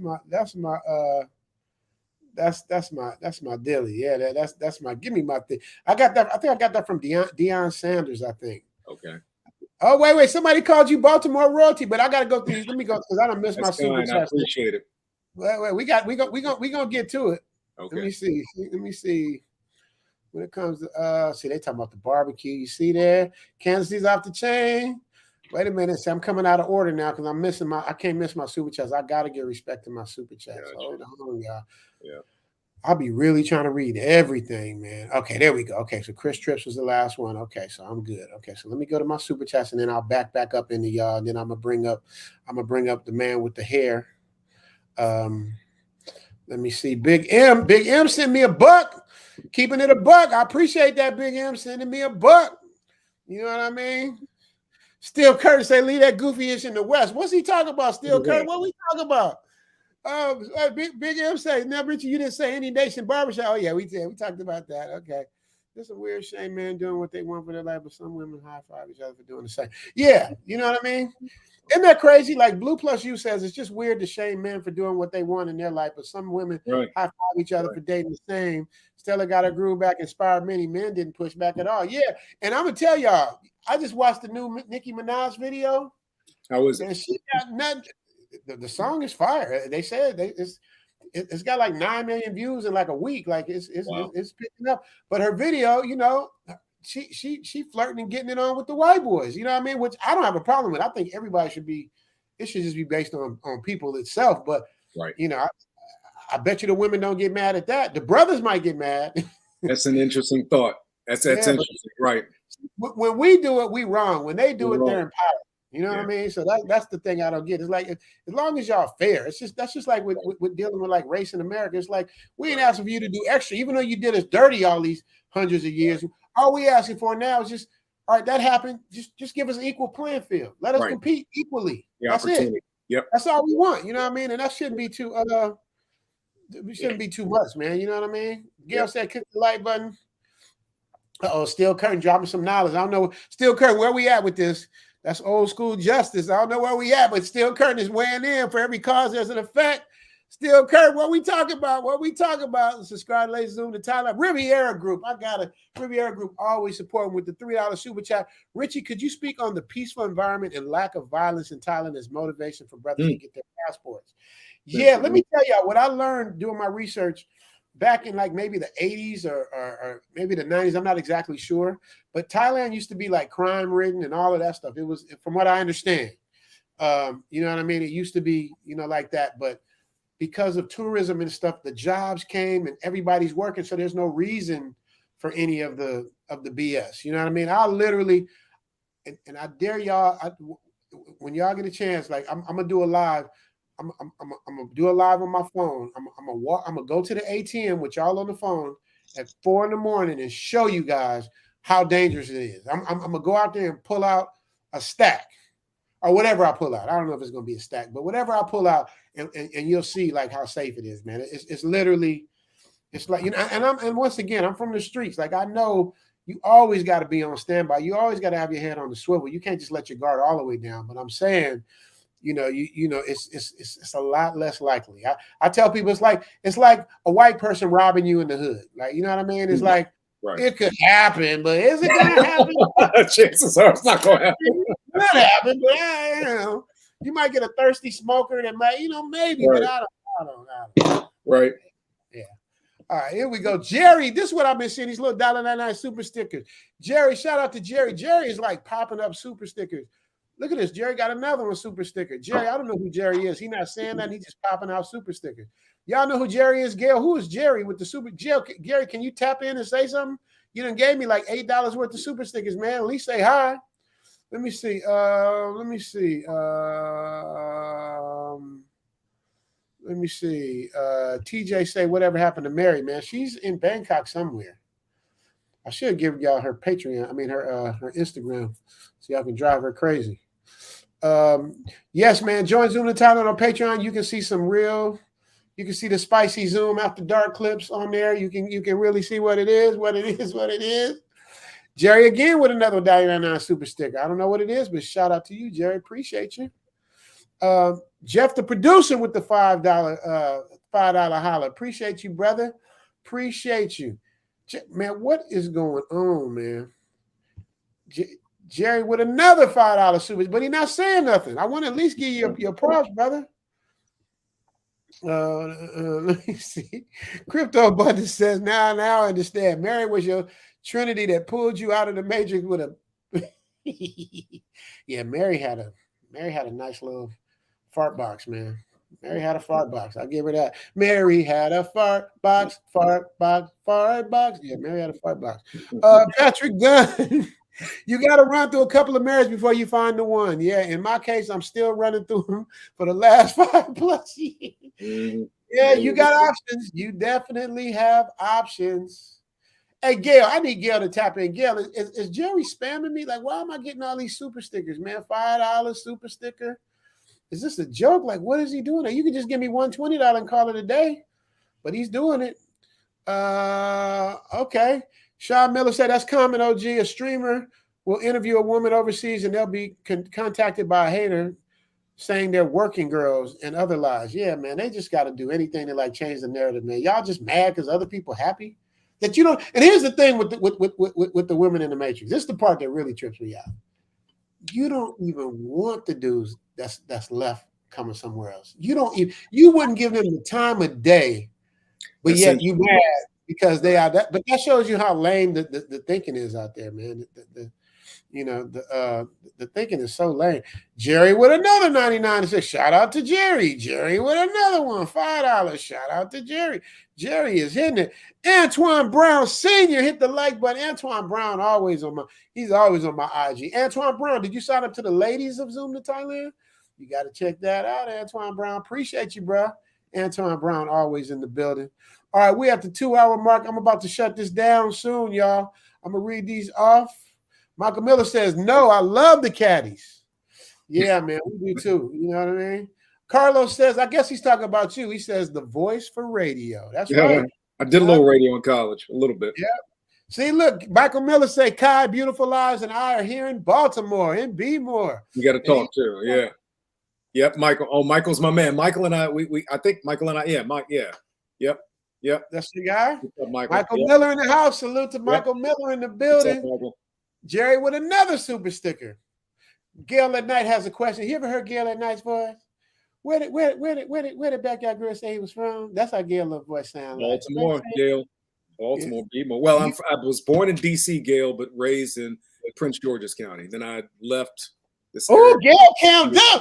Now, wait a minute. What? Gail, wait a minute. Mox, I'm going to bring you up, but Gail came up for you. Now, see, I can't never get Gail to come. Moxie, don't go nowhere. I got to do this because I got to hear something for Gail at Night, ladies and gentlemen. Gail at Night. Hi, Gail. Hi, Richie Mac. Hey, Gail. Hey, how you doing? Good, Gail. How are you? So silly. I'm great. How are you? I'm good, thank you. Good. Richie Mac, I thought you said you had folks in the back waiting. I do. I got Mox going in. Malcolm just popped up. I see Malcolm back there, but I just want to hear your voice. I want to hear your voice because I know you had a question. You had a question for him, so I want to let you ask with that Southern Belle drawl of yours. Well, no, me and Steel Curtin was trying to find his social media, but he already Steel Curtin confirmed. I think it's under construction or something. Well, yeah, that's for the Blackyard Grill, that is. But you can follow me on IG. Yep, you can follow me on IG. Instagram under Kai Jackson Writes. Kai Jackson. Okay. Right. Kai Jackson Writes. WRITES, right? Yep. Mine is Richie Mac Directs. It's so funny. That's my email. But the thing of it is like Gail and Steel Curtain, you need to really Kai. When we get out, you got to connect with Gail and or Steel Curtain because if you want to be schooled on the game and how to learn and what it is, like Gail and Steel Curtain are the best. I'm telling you. Gail will walk you through and how you write. Gail, I know I'm just like offering you up, but I know he's the kind of person you wouldn't mind connecting with. You know what I mean? I appreciate it. Oh yeah. Like Gail is doing my channel, right? Moderating, but Gail will have 3, 4, 5 other channels she's working on right now and efficient at all of them. Like she's that good. Like, well, I was earlier, but it's just you now. I got Gail out of myself. Gail, my YouTube wife. Yeah, man, I got Gail to myself. So while the party's going, I'm gonna bring up the man with the hair. Who got the hair? You know who you got the hair? Who got the hair? It's Moxie approved. Moxie, okay. What's up with y'all? What's up with y'all? Down. Moxie approved in the building. Moxie. So Kai, let me warm up the stage for you for Moxie. Tell me. Moxie has a channel. Okay. Young brother doing this thing, and you connect with him good too because he's okay. I don't know what's that term because I don't know the black term. What's it called? BX. What is it called, Moxie? What do you call your? You talking about FBA? Yeah, FBA. He's FBA, and he's serious about doing this thing, man. But Moxie came to Thailand. Mox, you want to talk about it? Oh man, I'll do a little summary. There's no way I could summarize everything I went through. You know, I saw a lot out there. Wow. I don't know. I think I still smell like the ocean. You know. Is that what you smell like? The ocean? At least to me, you know. I hope I don't smell like nothing else, but that could be possible too. You know. Yeah, I had a lot of fun. Man, was it what you expected, Max? I know you said your friend lived here and you'd already had it on your radar and all that stuff, but was it? Did it live up to your expectations or did it exceed your expectations? I'm happy to say it exceeded my expectations. I mean, you've already brought up some things on the stream that I also noticed myself. Like it was very safe, you know, like in Pattaya, I was walking down like dark alleys, 4 or 5 o'clock, you know, in the morning, not feeling no type way. And it's funny you had mentioned that because I got off the plane the other day and took I stay in New York City. I took a taxi from the airport to my apartment, and like in the middle of the trip, taxi was going through Midtown, and like out of one of the windows, a fight broke out on the street, and I'm like, well, damn, like just that fast. Right. I just came from Thailand. You know, I didn't see nothing like that. Maybe one time I saw something in Bangkok that was like that, but you know, mostly it was very safe out there. And the moment I arrived in New York, it was like, you know, violence. You know, stress level go like this. Right. Yep. Right. That's the thing I be talking about. It's like it's the stress. Like you can, like when I say the Matrix challenge, you can't compete with the stress because there's no stress out here. The only stress you have is the stress you put in yourself. Moxie was stressed out because he didn't know what he wanted to do, which direction he wanted to go. But I'll let him tell his story. Make sure y'all drop the link to Moxie. Moxie, I know you know Gail at night. You know that's my YouTube wife. Yeah. How's it going, Gail? Going great. I know Moxie from Lead Attorney. I think my first time seeing him was on his panel a while back. Right. Yeah, I remember that too, Moxie. And then Moxie did a response to it, which was funny. I hope Lead ain't mad because I love everybody. I try to be cool with everybody. I know he kind of went in on Lead a little bit, but it was that was a disagreement. I didn't call him no names, anything like that. You know, he actually had something going on with Angry Man. I covered that, and you know, I took the Lead Attorney side on that. You know, it's never. I don't ever want to be in a situation where it's beef for disagreeing with someone. You know what I mean? Like, I disagree with the Lead Attorney. You know, I still watch his page. He has a lot of knowledge that, you know, a regular YouTuber wouldn't have. He has one of the best sound effect drops on my page. You know what I mean? I always get a lot of, you know, he got the one where, he's talking about Mexico. I got a drop where that's him, you know, like, oh, she talking. Oh, yeah, come on, guys. Yeah, so. Goddamn, come on, guys. Yeah, you do. What I'm a Lead Attorney supporter over here all the way. That wasn't nothing serious, just a disagreement. But him and Angry Man had a beef. I didn't know about that because I like Angry Man. It was more Angry Man saying something about him, but it wasn't that big. I'm not trying to, you know, restart something that. No, I know you're not. But I guess after the stream, like, let me know because I be in my head down editing, so I don't know what's going on with that. Gail know more than me. The only thing I care about is somebody messing with Gail. You know what I mean? That's the only thing I don't tolerate. There's some busters out there to be trying to hate on Gail, but that's what I mean. How you gonna hate on Gail? You know what I'm saying? I'm sorry, Gail, I keep bringing that up, but you know it irritates the shit out of me when I hear somebody making you upset. Jerry, now, Gail, what is with Jerry, man? Jerry, shout out to Jerry. Gail, is this real? Like, he done sent about 12 of these joints. Yeah, he's been on YouTube. It's not a new account. It's not a troll account. It doesn't appear to be, but hey, no. Jerry, why aren't you saying Jerry? I don't know what, man. I know a couple people named Jerry, but I don't want to assume it's somebody else. Okay, Gail and Steel Curtin doing their thing. Big Baz, salute to Gail. He from Baltimore, from B-More. Baz is sitting in the Baz. You gonna come up? Malcolm's back there. I'm gonna bring Malcolm up in a minute too. Much respect, Big Baz. Yeah. The Tall Tree says, please do more videos outside the city, away from the bright lights and party scene. I did. I went up to Hua Hin, man. I'm gonna show that too. That was a good one, Richie. I think I saw Hua Hin. No, but I got more. I got more. Okay. Yeah. I just get in what I can because, you know, it's man. I realize I got so much footage, man. I don't have to film. I don't have to shoot nothing else for a minute. You know what I mean? Yeah. If I didn't want to, but I can't help it. Like I take my camera everywhere I go.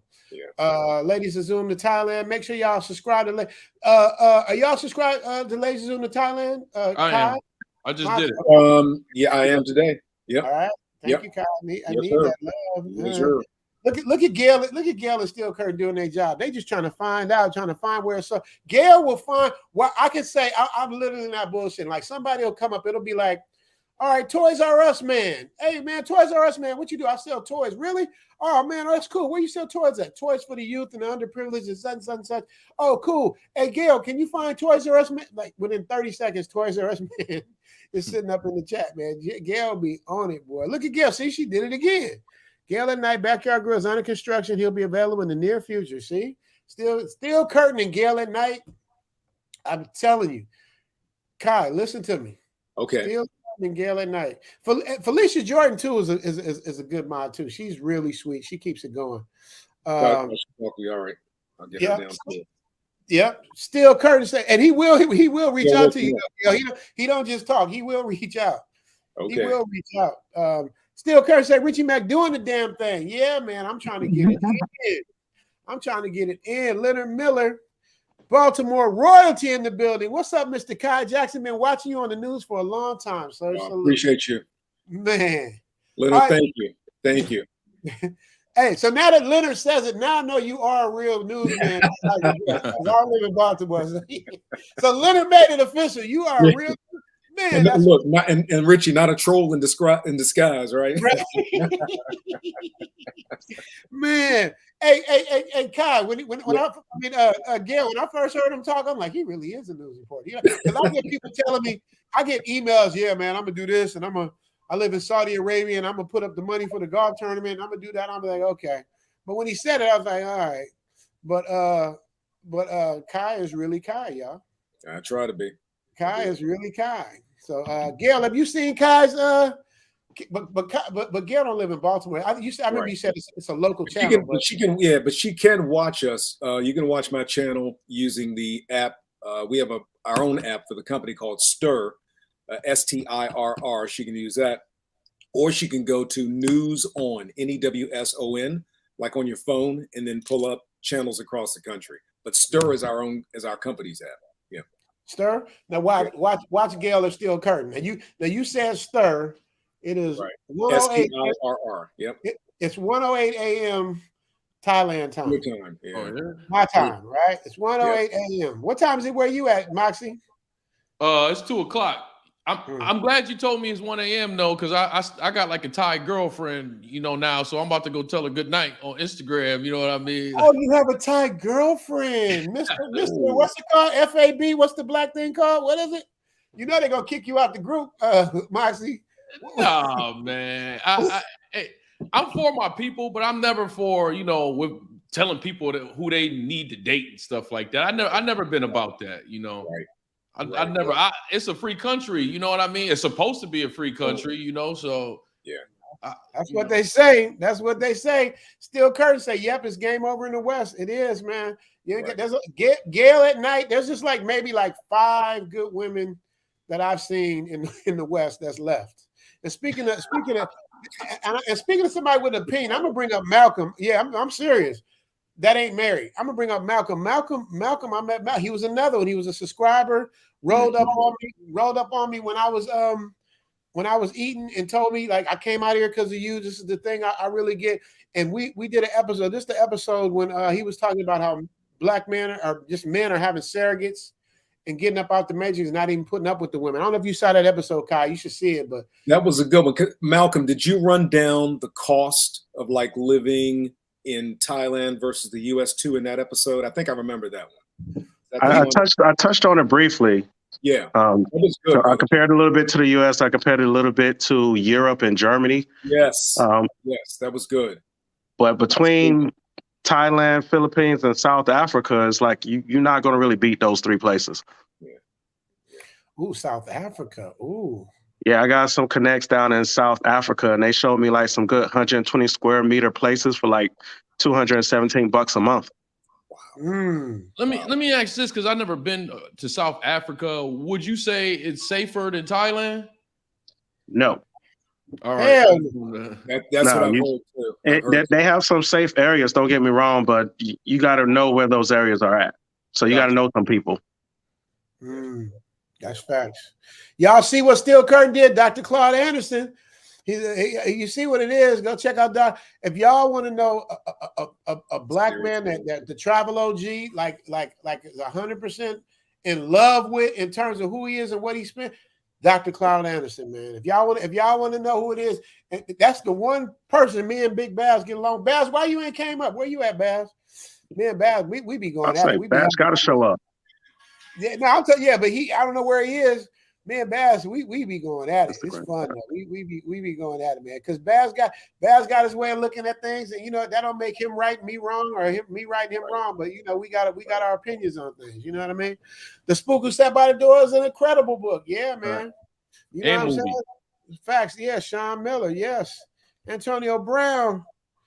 Distractions, Black by Design. Ain't nobody colder than Dr. Claude. Yeah, I challenge you on that, Kai. Can you tell me anybody colder than Dr. Claude Anderson? Honestly, I'm not being funny. No, I can't. And we can name great leaders in Black history, people like of course, Malcolm X, Dr. King, a beautiful sister, Dr. Marimba Ani, Dr. Francis Cress Welsing. But I think Dr. Anderson's forte is economics. Yes. How the disinvestment out of the Black community has devastated our folk. And I think it's important for people to understand how the economics work. It's not just about complaining about, what you're not getting, but it's about looking at the structure. There was just a story about Baltimore about the appraisal situation, how Black folk trying to get their home appraised are appraised differently when an appraiser thinks there's someone else in the home. And it's real. It's not anecdotal. There's actual data about this, and there've been studies done about it. And I think I'm learning too. I'm always trying to learn, and I think it's important for all of us to do that. Absolutely, man. And you're right. Economic, that is his thing. But economics is everything to me. You know what I mean? So because I can't get into the other stuff, because if you don't have any economic power, you basically have nothing. Yeah. You don't have any respect. You know what I mean? So let me see. There's change. Being a rapper is not the most dangerous. Yes. Okay, I see where I'm at now. See, I'm so far behind in the chat. I'll be trying to keep up with my chat, but they be in there writing some good stuff. Being a rapper is now more dangerous profession in the States. It really is. It's really dangerous to be a rapper, man. Michael say crabs in the barrel syndrome. Yes. Steel Curtin say, Rich, you have an opinion like everybody else. Yeah. Steel Curtin is a really intelligent dude. I like to hear his perspective on things too. But then he laughs. I don't know if he think everybody. It's every black and he was just laughing. I don't know if he's laughing at me, but I put it down. Every Black leader gets assassinated, whether by character or body. Every single one. Steel Curtin, what's funny about that? Well, I don't know what he's laughing at. They saying LMFAO. What are we talking about? The hyenas are gonna come from Rich's head. They said the hyenas gonna come from my head. The hyenas, they can't catch me out here in Thailand. but I will be going home. And Gail at night, are you there? Oh, Gail, she probably working on another channel. Gail just over there in spirit, but I was gonna have her read with her accent. Subscribe to Gail at night. Okay. You know how she do that, Gail at night. I love me some Gail at night, though. You understand? The beard. I see the beard. Y'all ready for the beard? I got the hair, I got the beard, I got the voice, I got the knowledge, I got the Gail. Oh, this is what I'm talking. I got all the elements now. I got the beard. Say what's up to Big Baz, y'all. What's up with Big Baz? What's good? What's good? What's good, family? What up? Big Baz? Man, over here working. We're over there working. Okay. Mm-hmm. Yep, we just over here. We over here talking about our things. Dr. Still couldn't say pitch because someone wants to improve. You can't make this shit up. It's true, man. I don't get that. Are you mad? Somebody want to include. Riviera Group says Dr. Claude Anderson's name should be dropped in this chat room every time Richie goes live, because that brother has been doing God's work to try to help Black people over 50 years. Is that fact? Facts. Oh my gosh, he's amazing. He's amazing. And he's so sharp. What is he, like 82? Yeah. You know what I mean? I want him to live forever, but I mean, he's 82 years old, man, and he's sharp as a he could go right into a college and just and keep up with anybody there. And he has all his wits about him. He has his numbers about him. Come on, man. C. Maven said America is a corporation. Street protests will not solve the problem. Economic fight will solve it. Economic fight will, absolutely. And that's what I tell people all the time. All that we shall over. Yeah, that was cool 50 years ago because we didn't have any other options. Right. We knew we couldn't beat them we didn't have weapons and force to beat them. You see what they did in Tulsa. So we knew we couldn't fight them that way. So we had to fight them and get water hoses and cars. But we ain't got to do that no more. Now we fight with we got more Black millionaires than in the history of America, and we're not respected financially. It don't make any sense. Right. Father, ladies, Guna Conlam. Mad Dollars Gaming said our leaders should not be actors or any sort of entertainer. YouTube people do not go to Brad Pitt to get white people do not go to Brad Pitt to get opinion of current events of the economy. That is true, but they go to Angelina Jolie. They go to other people. I mean, it depends. I think Mad Dollars Gaming has a point though. It's like actors.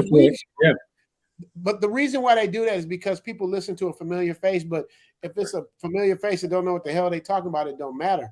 I think it should be based on your history, based on your track record. That's what it should be. If you've been putting it down like Claude Anderson, there's no question. You know what I mean? Think about this, Richie. Last the year Biden went into office, he spoke to Cardi B. Right. In an interview. Right. You got people like Charlemagne the God is speaking on our behalf. Yeah. You know what I'm saying? People who have shady histories. You dig what I'm saying? That's not in politics. It's not educated in terms of like political understanding of political knowledge, or to understand the economic situation that Black people are in this country. And a lot of times they don't even share in terms of like the cultural lineage where we come from. Right. Like you got to know where a person come from in order to speak for them. There's no way I can come to Thailand and speak for the Thai people, and I don't know what their history is, how they was brought up, who ran things, why they're in the situation they're in. So it's crazy. Somebody from Jamaica, from Africa, or somebody from another country come to the United States, don't know the slavery, history, Jim Crow, 400 years it is. They don't understand our history and why we're in the situation we're in, and they become leaders. These who they put in leadership positions. So Dr. Claude Anderson, you're right. He speaks about these things. You know what I'm saying? He's a great individual, great person. Yes. Yeah. We all agree on Dr. Claude Anderson. That's a beautiful thing. We don't argue about that. BG says, if the cost of living was higher in Thailand, would you still do as you do with L? Would you still be the provider? I don't see why I'd make anything different. Why would that be different? I would still, I mean, I believe I forgot the name, the word I'm saying. Not conservative, but traditional. I believe in traditional roles. You know what I mean? I believe provide and protect, and the woman nurture and take care of. You know what I mean? That's just what I believe. You know what I mean? That's a man's job. I just believe traditional roles. You know, if we had more traditional roles, I think we'd be a lot better off. My opinion, but that's just my opinion.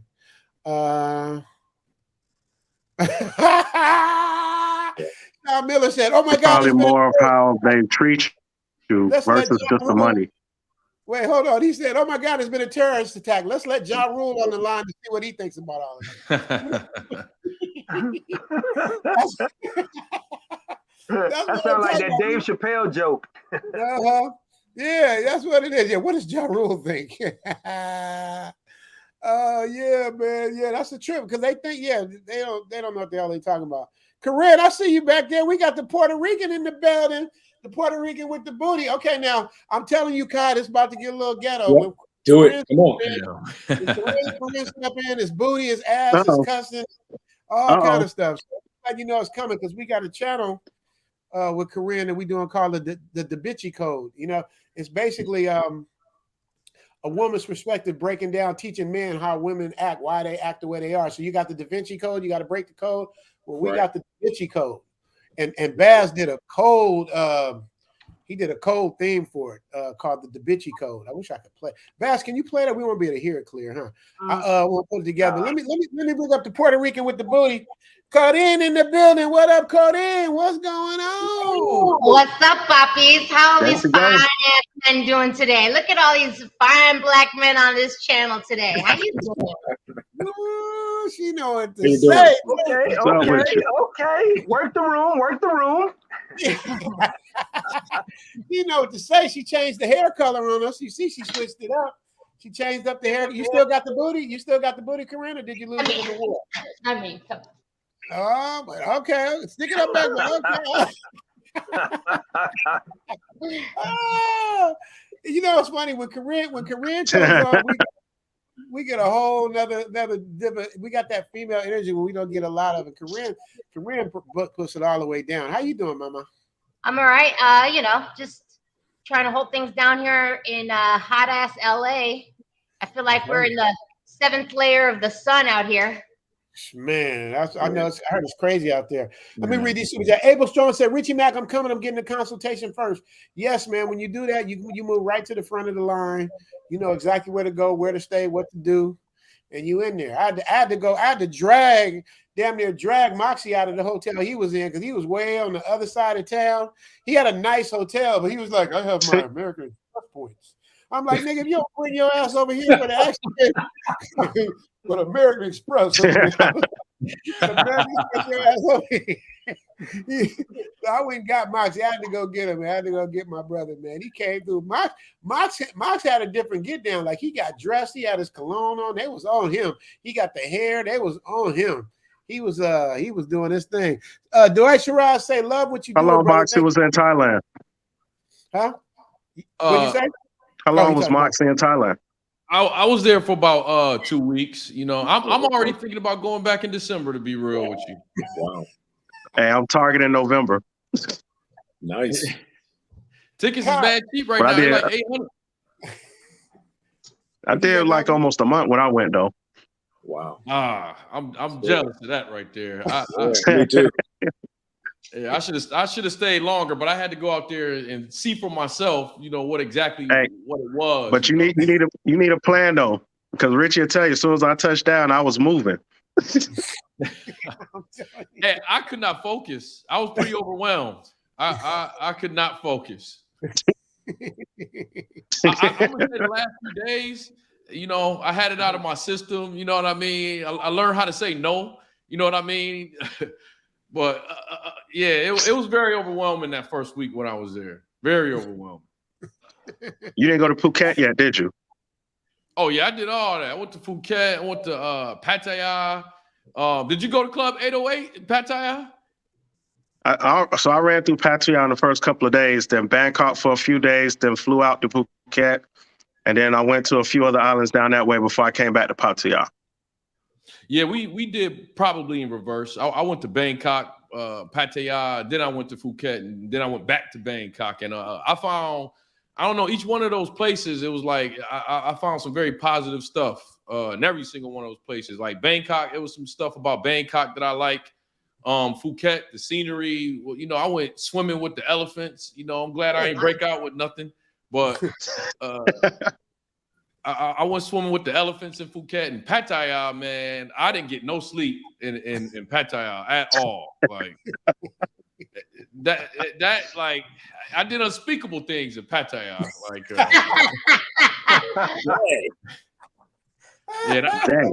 I got enough content for months. I haven't even started editing it yet. I'm still on the high. I won't even lie about you. And some of the stuff, like the stories I have, I've already went to the barbershop, man. They don't believe it. They don't have to believe it. It happened to me. But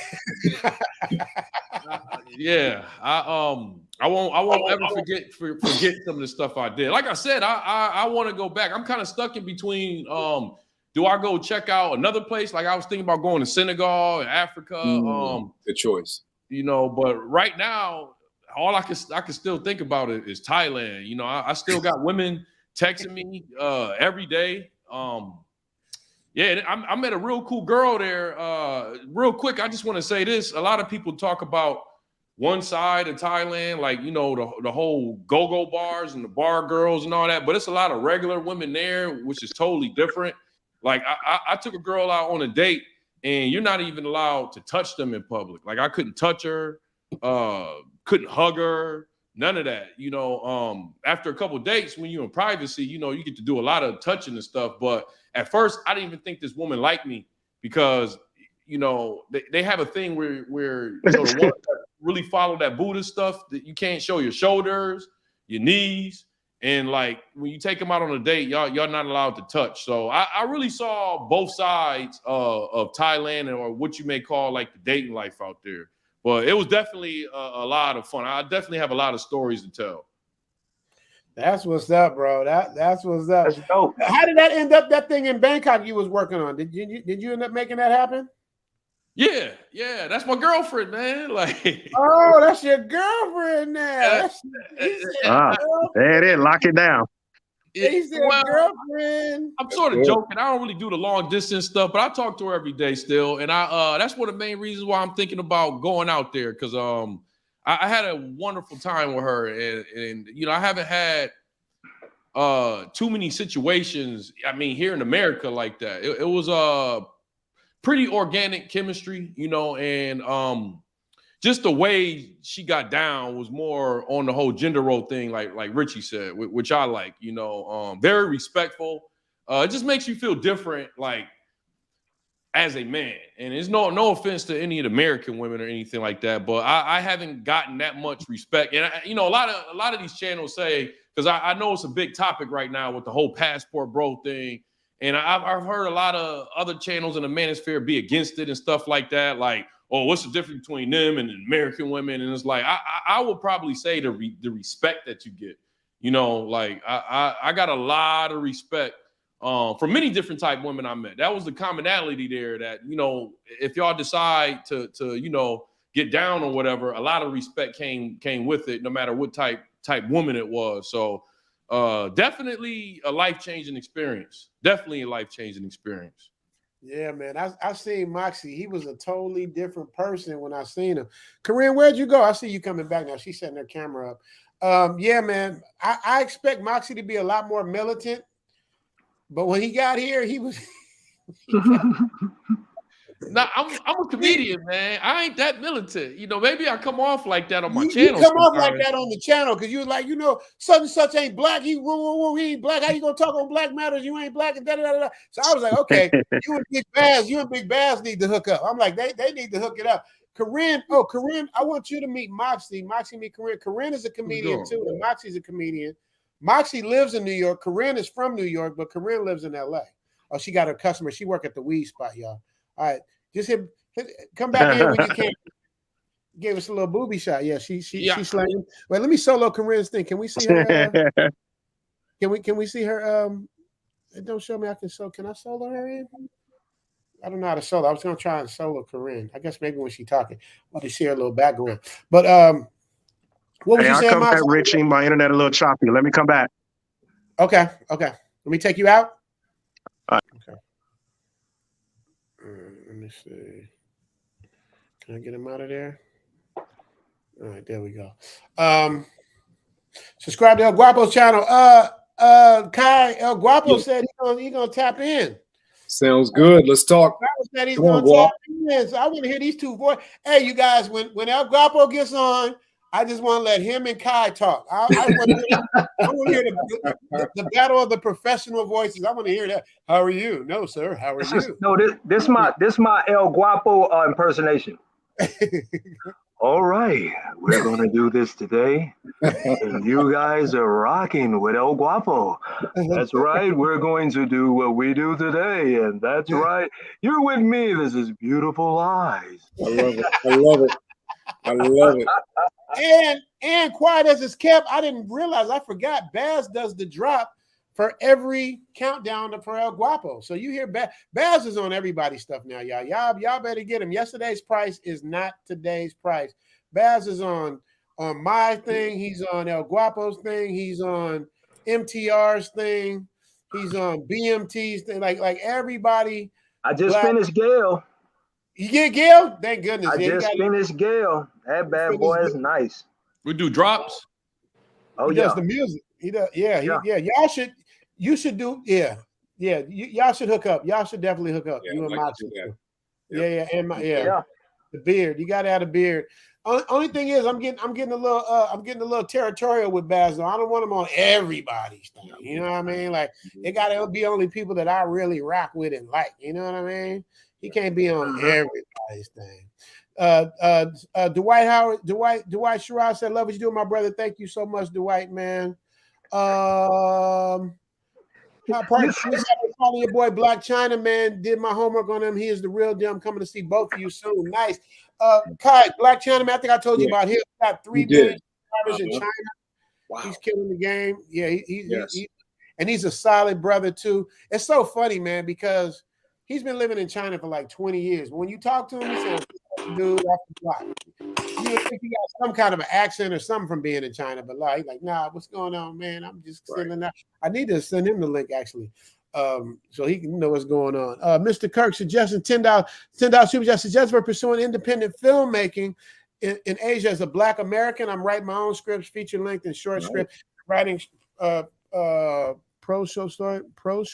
What's prose short stories? Prose short stories. Anybody know what prose short story? Maybe you meant spell it wrong. Oh, like poetry, I guess. Prose means poetry. Okay. Shout out to you, man. I'm trying to figure out the same thing, man. I got a movie I'm trying to do out here. It all comes down to financing, bro. I don't know where the finances are. And that's my problem. I'm the talent guy. I'm the guy that's going to give you a bomb ass movie, but I don't know how to wait a minute. I had to get him up out of there. I don't know how to raise money. I don't know how to do that stuff. So I got to figure that out my daggone self. But that's why my YouTube channel is so cool, because I have control over this. You know what I mean? Right. I would know. Look at that, still current. Okay, now I know I'm at the conversation. Get the flapping. That's right. Talking about my kids. When you get a certain age, you got to get the flapping. You got to get to flapping. You know what I mean? Cuba Gooding's a great actor. Yes. Okay, I'm behind. Let me catch up. I got to interview one of these days. Blue Plus You, man. Well, let's try and get it in when we can. Jerry comes back again. There we go. Jerry's finally talking. Shout out to Jerry. Give Jerry a hand, y'all. Jerry finally talks. He gave me a bunch of super chats. Jerry says, what would be the best months of the year to go to Thailand? Now, Jerry, I'm going to tell you like I tell everybody else, man. You got to talk to Uncle Google, because any time of the year is the best time as far as I'm concerned, even in the rainy season, because you out of the matrix and you ain't stressed out. But the Google will tell you when the best months are. I don't know the best months. I know right now I thought we supposed to be out of the rainy season, and it's raining every day. So I really don't know. It's safe to say between November and April is when it's not raining, but then it's hot. So it really depends on what you're trying to do. You dig? Shout out to you, OG. Shout out to Dun. Oh, Dun. There you go. Dun is the one I was talking about, who said, when I was talking about earlier, he said, yeah, man, you know, a lot of people, when you meet them, they ain't the same as when you meet them in person. They're a whole different person. Right. So he gave me my pride. I took that as a compliment. So thank you, Dun. Shout out to you, Dun. Marv Trout of South Korea in the house. Y'all got to tell me about South Korea. I don't know about South Korea. I don't know. I do not know about South Korea. Still courtesy. I think he talking about my boy. I'm not going to assume. I don't want to say no names, but I think he talking about my boy. Oh, that's he ain't talking about Moxie, is he? No. No. He ain't talking about Moxie. He talking about somebody roasting. Talk about they just I think he's talking about a famous actor friend of mine, but I don't know if that's who he's talking about. Trey Greasy says, disabled through the army, no kids, no wife. I'm ready to zoom to Thailand, boy. You are the disabled. That means you got a steady paycheck, so you ain't got to worry about money. You don't have any kids, you don't have to worry about that. And then you're just here living. You can win, brother. You got the cheat code for real. Jerry with another super sticker. Jerry is on crack. Jerry, what are you doing, man? You just sent me about 25 $2 super stickers. Look at this, Cowboy fans. See, hey, the one thing I'll give to the Cowboy fans, nigga, they are fucking loyal, because the Cowboy fans lose every year too. So it's like, I get it. They are loyal. Yeah, they're loyal. They are very loyal. Loyal to failure. That's right. Yeah, that's right. Yeah, he said loyal to failure. Hey, Baz is saying that because he's from New Orleans, so you know anything in the South that they got to play, he don't like them. So that's right. Who that? I'm from a place called Buffalo. Y'all heard of them? Y'all heard of them? Yeah, they square business. They square business up there. Yes, I have. I respect them Bills. The Bills is cold as shit. And y'all don't know about Buffalo. I've been to Buffalo one time, and yes, that's where the Buffalo wings came from. Have you ever been to that restaurant, Moxie, where the original Buffalo wings were made? Yeah, but it's much better wings in that city than the Anchor Bar. Much better. I just said where it originated. I didn't say it was the best. I just had to have it because that's where it originated. Gotcha. Right? That is where it originated. But it is the Anchor Bar. That's what it was. I remember it was a fisherman type of spot. You're right. Yeah. Only thing I know about Buffalo is the wings, Rick James, and this near Niagara Falls. Rick James. Yeah, from Buffalo. Rest in peace. Yeah. Genius. Okay, wait. Yeah. Okay, wait. I gotta adjust Grizzo because he's right. Grizzo, you are right. So how you gonna be for the shot night rock with the Bears? Grizzo, let me. I have an asterisk. I got an asterisk. Because remember when I couldn't think of my third team? My team is the Steelers, the Raiders, and the Bears. But I couldn't think who my third team was because the Bears ain't won in so long, but it's still my team. But yes, you're right. I gotta roll with the home team. And the Bulls. But if I gotta pick between the Lakers and the Bulls, I'm gonna go Lakers. But Bulls is my team as well. DJ B Fit Hawthorne Raider. Now that's my neighborhood. Hawthorne. See what people don't know from LA. I say Inglewood because that's what it originally was, Inglewood. But then you know how they do with the gentrification, they switch stuff around. So they made a dividing line on Imperial that turned Inglewood on the other side of Imperial is Hawthorne. So I live on the Hawthorne side of Imperial. So so I'm in Hawthorne. Black people call it Hawthorne, but it's called Hawthorne. And I live in literally like Hawthorne. It was Inglewood, but as of now, the address I grew up in is Hawthorne, California. Yep. So yeah, man, shout out to Hawthorne, man. Where at in Hawthorne? I'm 116th and Crenshaw. You know where that is. Jerry with a $3 super sticker. Jerry's just popping them out, man. Jerry's popping them out. Compton in the house. Jason say Compton in the house. Yes, sir. Max has the best cheesecakes in Philly. Okay, see, I've heard Max's, Geno's, and the other one. Let me see. Grizzo say the Bears for life. I can't be mad at you, Grizzo. Even though we both know Grizzo, keep it a buck. The Bears got the worst drafting in the world. Y'all be paying a bunch of money for quarterbacks that can't throw a football. Y'all, I don't know who's in charge of the draft, man, but y'all gotta work on that. You heard what Alta said, Steelers all day, you dig? All right, Fennell's official. Philly streets need some work. Let me see. I'm trying to get down Baltimore. Let's go, Ray Lewis. Yeah, man. Don't get me wrong. Baltimore, they used to be thorough. And then what's the quarterback for Baltimore now? Who I love? Lamar Jackson. My last name. Lamar, man. Come on, man. Lamar's one of the cold. My favorite quarterback of all time is Michael Vick. I mean, that's just Michael Vick was like a video game out there. He was killing them. He was killing them. You know what I mean? Dwight say drinks on me in 2023. I'm waiting for El Guapo to tap in. I see Corinne keep playing. She keep coming in and out with her raggedy little system. The Puerto Rican booty is back. Here we go. How long you up for, Corinne, before your shit tap? I know you're at work. You at work slinging these cigarettes.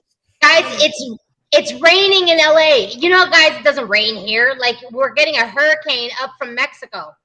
Yes. Okay. Well, there you go. You need that rain for the droughts. Yeah, we definitely need the rain and fires. Yep, fires. Jerry with another super sticker. Wendy Raquel Robinson was her name. That's right. The barber. Yes. The barber's mom. Wendy was her. That was Wendy Raquel Robinson. Our barber. That was her mom. Right. Miss Robinson. That is right. Thank you, Mr. Kirk. 2019. You're right. Yeah, he said, do you mean, oh, gee, did you mean Levita? Yes, that's exactly what I'm talking about. Yes. Jay Sharp say Rams now because they won, but 49ers all day. I love the 49ers. It's just not my favorite team. Because you can't, it's hard to be a 49ers fan and a Raiders fan. You know what I mean? That's like being a Dallas Cowboy fan and a Houston fan. You know what I mean? It's kind of hard to be both. The Yankees and the Mets. Yeah, you know what I mean? It's like that kind of thing. You can't do that. Richie, you should be able to, let me see. Still crazy. Richie, you should be able to go into each contribution to read the short messages. How do you do that? See, Still Curry, you and Gail got to teach me. I don't know. I'm trying to learn to do it. So, but I try to read everybody as well. Zoom to Thailand live salute. Yes, Zan the man. The saber say from the Last Dragon. What do you mean from the Last Dragon? Look at Steel Curtain. Richie's first channel, the Nappy Network. Y'all go see Baz. No? The Nappy Network. I forgot about that. Yeah, the Nappy Network. I've been on YouTube. Y'all think I'm some new booty on YouTube. It's like, man, I've been doing this. I just didn't know how to get to the bag. It wasn't real. It wasn't real. You know what I mean? Richie, can I tell you guys something? So I went out with a buddy of mine as his wingman, right? And I witnessed firsthand how women are these days, and I feel bad for y'all. And I feel there's no wonder why y'all are picking up and packing up and going to Thailand, because bitches out here are crazy. They crazy. Woo. Are crazy. Church. So my buddy did everything right. Like he walked up to the lady and introduced himself to her. Like, had a great line, like great pickup. I gave him a perfect thing to say. It was beautiful. He gave him her number. He gave him her number, and so he was like, "You think she's gonna hit me up next? You think she's gonna hit me up by the next day?" I was like, Yeah, I don't see why not. I'm like, it went well. You had her laughing, you know, she was giggling and stuff. She didn't hit him back. She didn't respond, nothing at all. I was like, you know what you did for her? You gave her a good ego boost. And so now she thinks she's going to treat the next 10 guys like crap because you hit on her. So that's what you're dealing with in LA. If you hit on a woman in LA, it's literally just stroking her ego, and she's a liar. Women out here are lying. Damn. Just straight lying. She gonna hook up with a celebrity and get herpes. Yeah, exactly. That's LA. Exactly. All right, y'all. I gotta get the drum roll. Y'all gotta get the drum roll. $100 super chat in the building from Big MIG from Inglewood. Richie, it's great seeing the brother Kai on the live. I've been doing Baltimore, DC over 30 years, mostly DC, but I used to catch Kai when I was in the area. Wow. Thanks, Big M. Thank you. Let me let Kai. Yeah, Kai, you got to give Big M, my man from my neighborhood. Also, you're welcome to Woods. Kai, can you give one of those professional thank yous? Can you give him a thank you? Big M, thank you very much for that contribution to Zoom to Thailand and Richie Mack.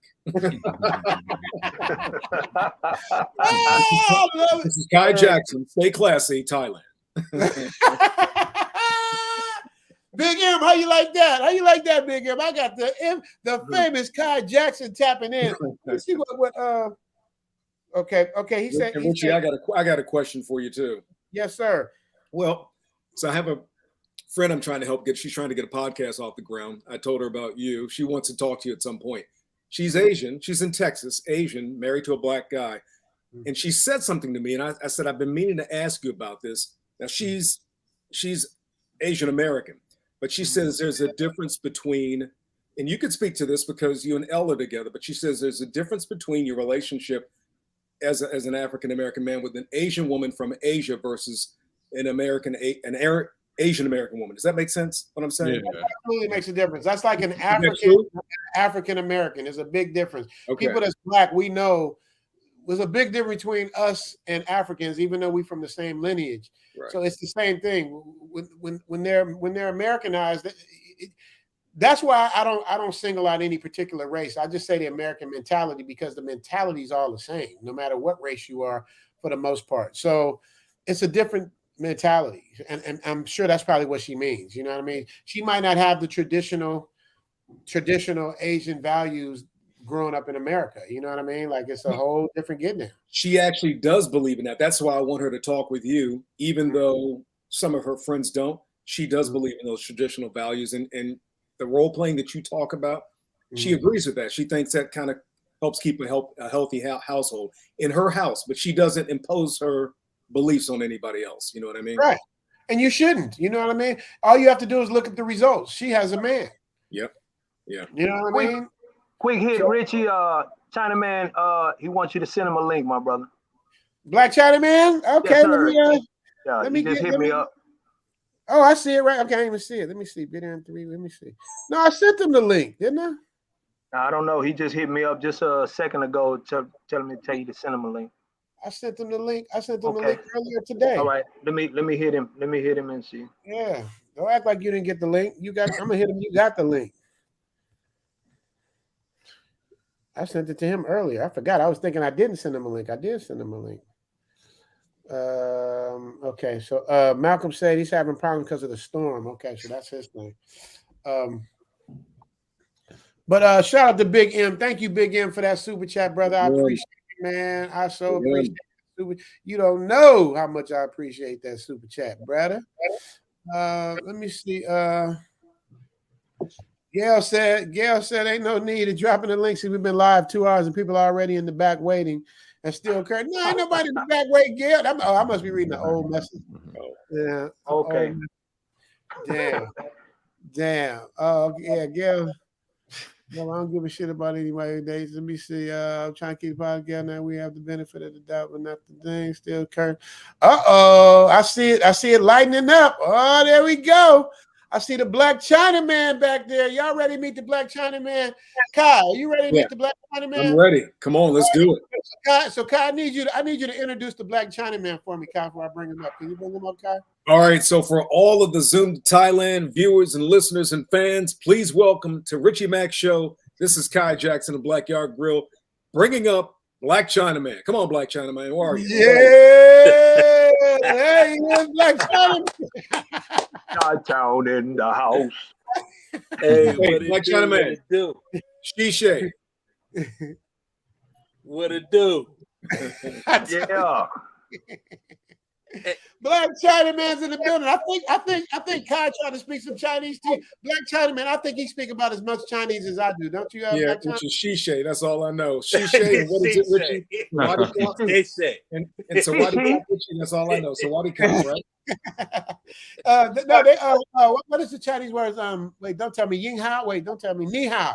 I know Ni Hao. Ni hao, ni hao. Yeah. Big Bass, man. Hey, man, let's start talking right today, brother. Ooh. Oatmeal. Yes, this man has 4 million subscribers. And I mean, how do you argue with 4 million subscribers and a Louis Vuitton shirt on? Black Chinaman, you want to talk about that cute little Louis Vuitton shirt of yours? Why you wearing that Louis Vuitton shirt? Or that's what you want to talk about? That's Kobe Bryant, man. Kobe Kobe Bryant. on there. You don't see Kobe on there. You don't see Kobe.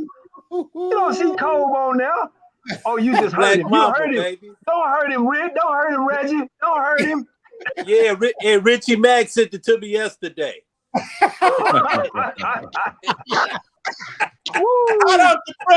Hot off the press. Hey, man. Yeah. You don't see Wait, that. you got a free shirt and you ain't even got titties? That's Damn. Oh, man. What's going on, Black Chinaman? What's going on? Man. Hey, you know what, man? We just got off lockdown, man, here. So I'm good. Oh, they let y'all loose? Well, we lose, but we, still are some restrictions, Are you guys allowed to leave the country? Are you guys allowed to leave? Yeah, man. Actually, I'm going to Singapore for the Formula One, and then Vietnam, and then Thailand, and then back to Singapore, and then back to China.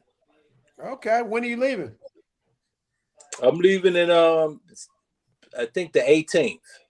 Oh, okay. The 18th. So they opened it up. So now Thailand about to get flooded with Chinese because the Indians got it on lockdown here now. The Indians from India, they I'm telling you. You know what? We still can't move like that because on the way back, we still got to do quarantine. So it's still not too many people, want to do quarantine. Oh, got you. I see somebody else in the back now. It's time for the battle of the voices from Baltimore. Kai Jackson, excuse me, real quick, Black Chinaman. Kai Jackson, I need you to do me a favor and bring this. Yes, sir. Let me see. I need you to bring El Guapo, aka Beautiful Lies. Can you bring him up for me, sir? I'd be happy to. This is the man, one of Richie Mac's friends. I've listened to him. This guy has a better voice than I do. You might know his show about Beautiful Lies, but this is El Guapo, who Richie affectionately calls Guap. El Guapo, it is an honor to meet you. How are you, man? What's good, team? Salute and salutations. Welcome to Zoom to Thailand. I'm your not so humble host, El Guapo. And man, we got WBFF veteran Kai Jackson in the house. What's up, Baltimore? Baltimore representing. Guap. I see you, sir. Yes, sir. Good to see you, boss. Man, Richie, I'm glad you reached out to me. I'm kind of mad. I'm trying to go on vacation tomorrow. But listen, anytime my main man Richie Mac reaches out, I'm gonna stop what I'm doing. I was trying to get some stuff together. LeBea's upstairs painting her toenails, man. So, dude, it's an honor to be on with Kai Jackson, man. This is wild, yo. I can't believe you watch me. I do, man. I'm gonna tell you, you have a phenomenal show. And I'm looking forward to seriously talking with you as I get mine launched. Richie's been kind of advising me, and would definitely look forward to a consult for you or from you, and get some advice from you. I'd appreciate it. In addition to Big Baz, Big Baz, I'm looking forward to talking with you too, brother. Oh, No Baz, doubt. what's good, man? I appreciate the intro, dog. That's nice that you did that for me, man. All off the strength of Richie Mack. We know. It's all love. Yeah, man. So what do you got? I'm sorry, man. I've been so entrenched. I'm trying to get these videos done. I'm gonna be gone out of the country for a week, and I don't want my channel to die on the vine. You know what I mean? Richie knows what I'm talking about. Absolutely. They always get on me about not putting enough content, but I just need 2 minutes of Kai Jackson and El Guapo talking. I just want to hear those two voices together.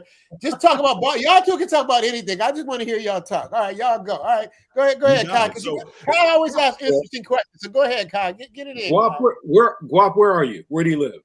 I live in Silver Spring, Maryland now. I just moved from Baltimore at the beginning of the year in January. Oh, and so where were you in B-more? I'm in Baltimore County. Where were you? Okay. Yeah. So I grew up in Baltimore County. I was in the city, not too far from Morgan State. I was over a little community called Beverly Hills. I know Beverly Hills. My wife is a Morgan State grad. I'm South Carolina State representing the HBCU. Love it.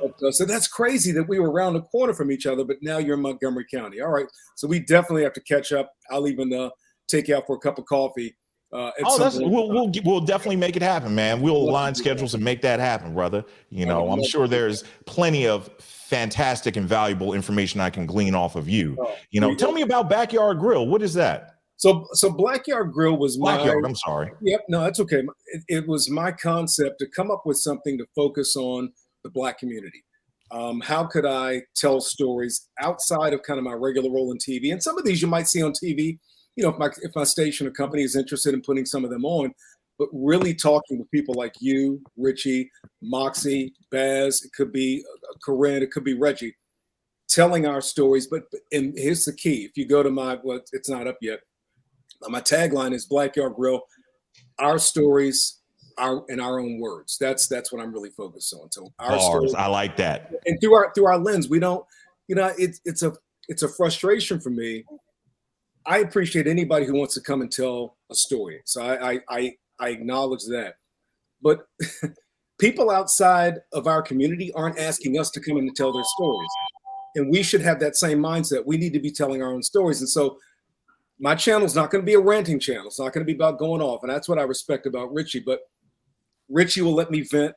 My wife, my family, my friends, they let me vent. But on the channel, it's really going to be about telling stories. And so that's what I'm really interested in doing, telling our stories.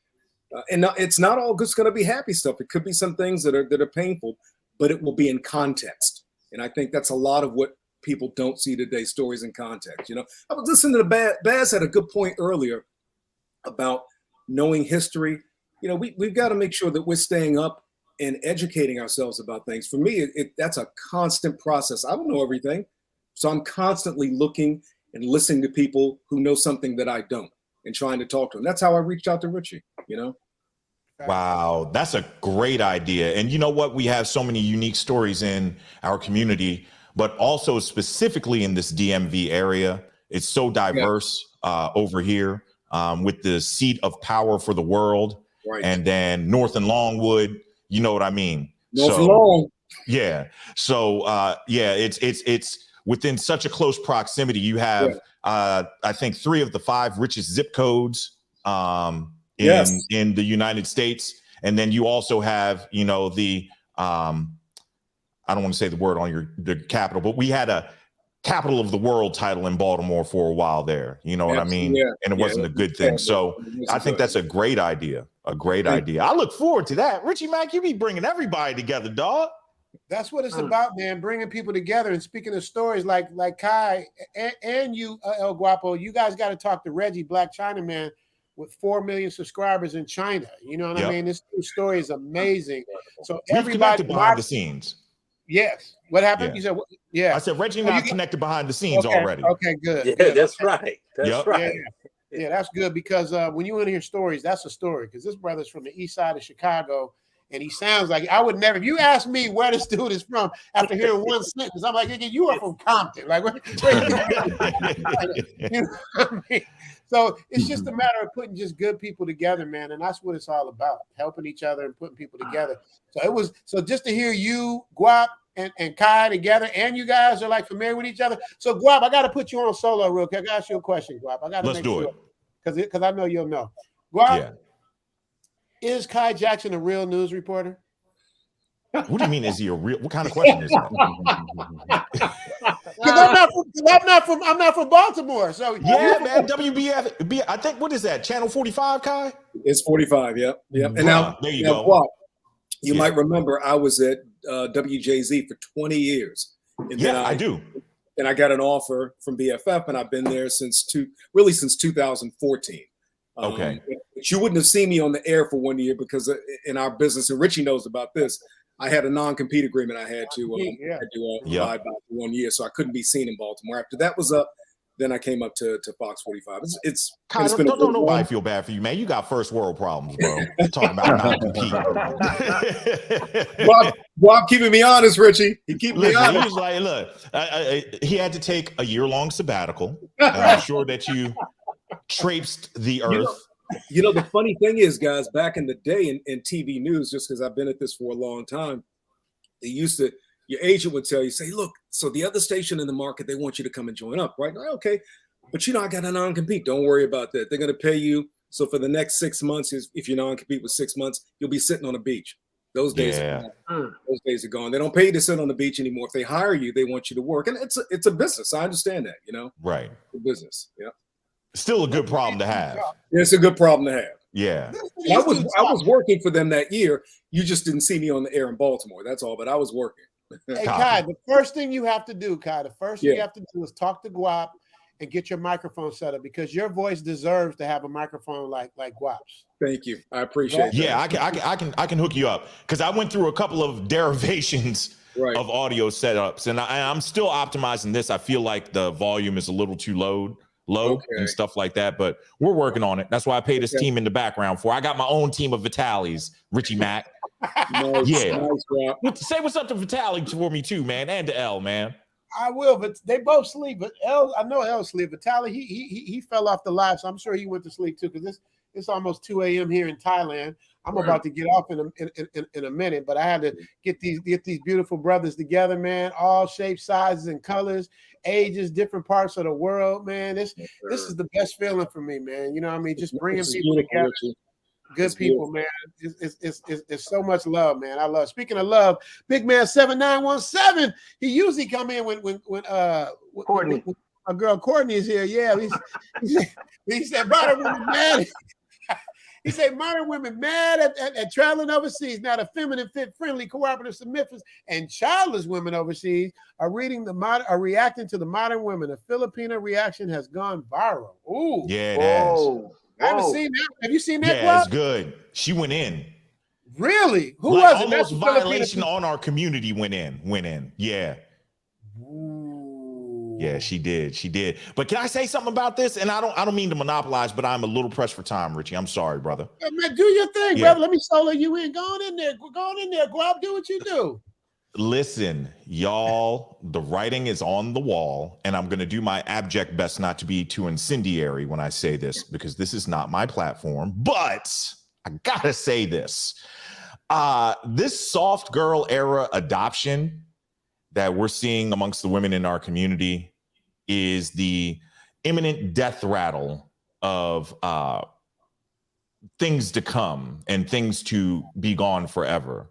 So men, hold tight, hold fast. I still encourage all brothers, and it's not just for the women, but that is a very good byproduct of travel to experience other cultures and other levels of femininity. I can tell you right now, Richie Mack, I'm gonna give you an exclusive.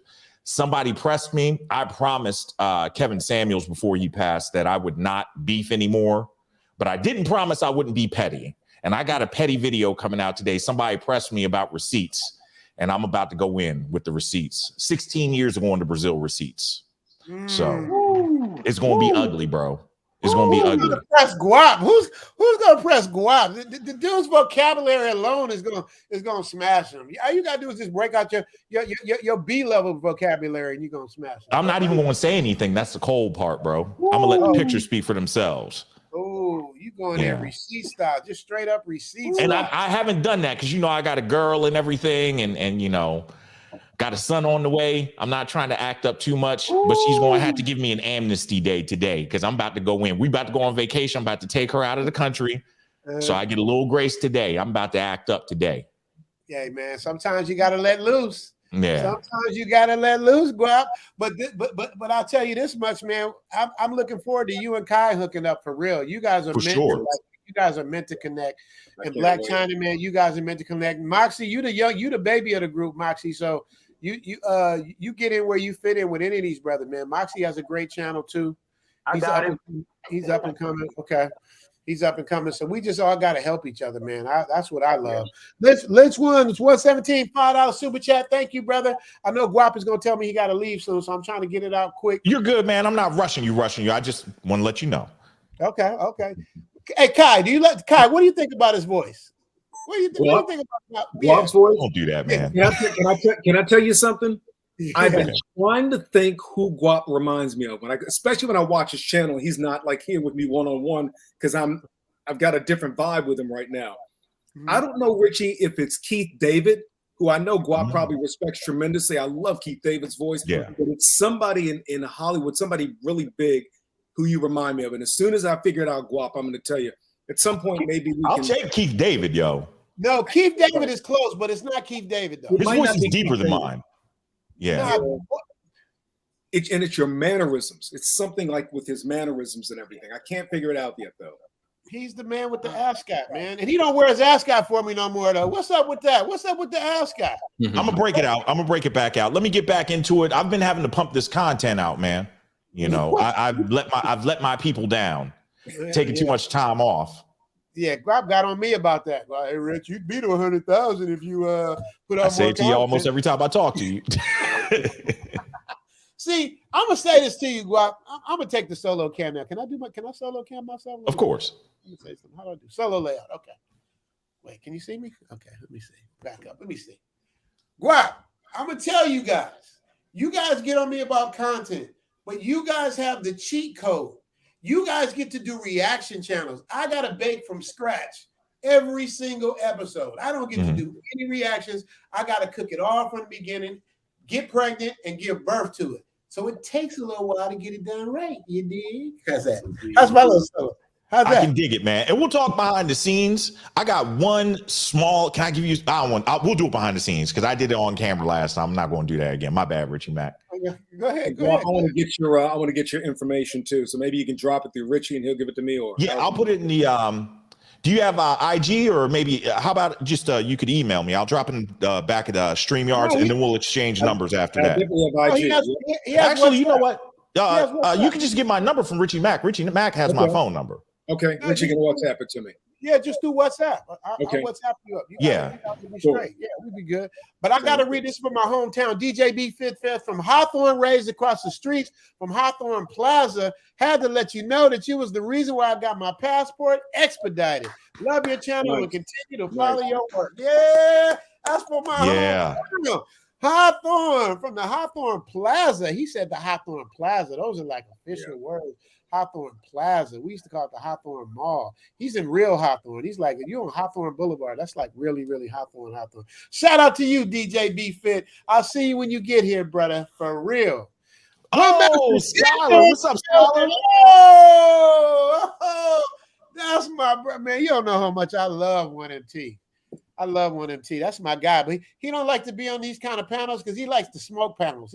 He calls it an echo chamber. If we all just kumbaya, but that's just my style. I love the kumbaya. He's like, I want the smoke. So, so he's doing this thing. Matter of fact, he should be going on his channel in a minute. He comes on around this time. So shout out as kept. We might be meeting up out of the country within the next 30 days. Nice. You and 1MT? We're working over here, dog. I'm about that action, boss. You and 1MT? Yeah.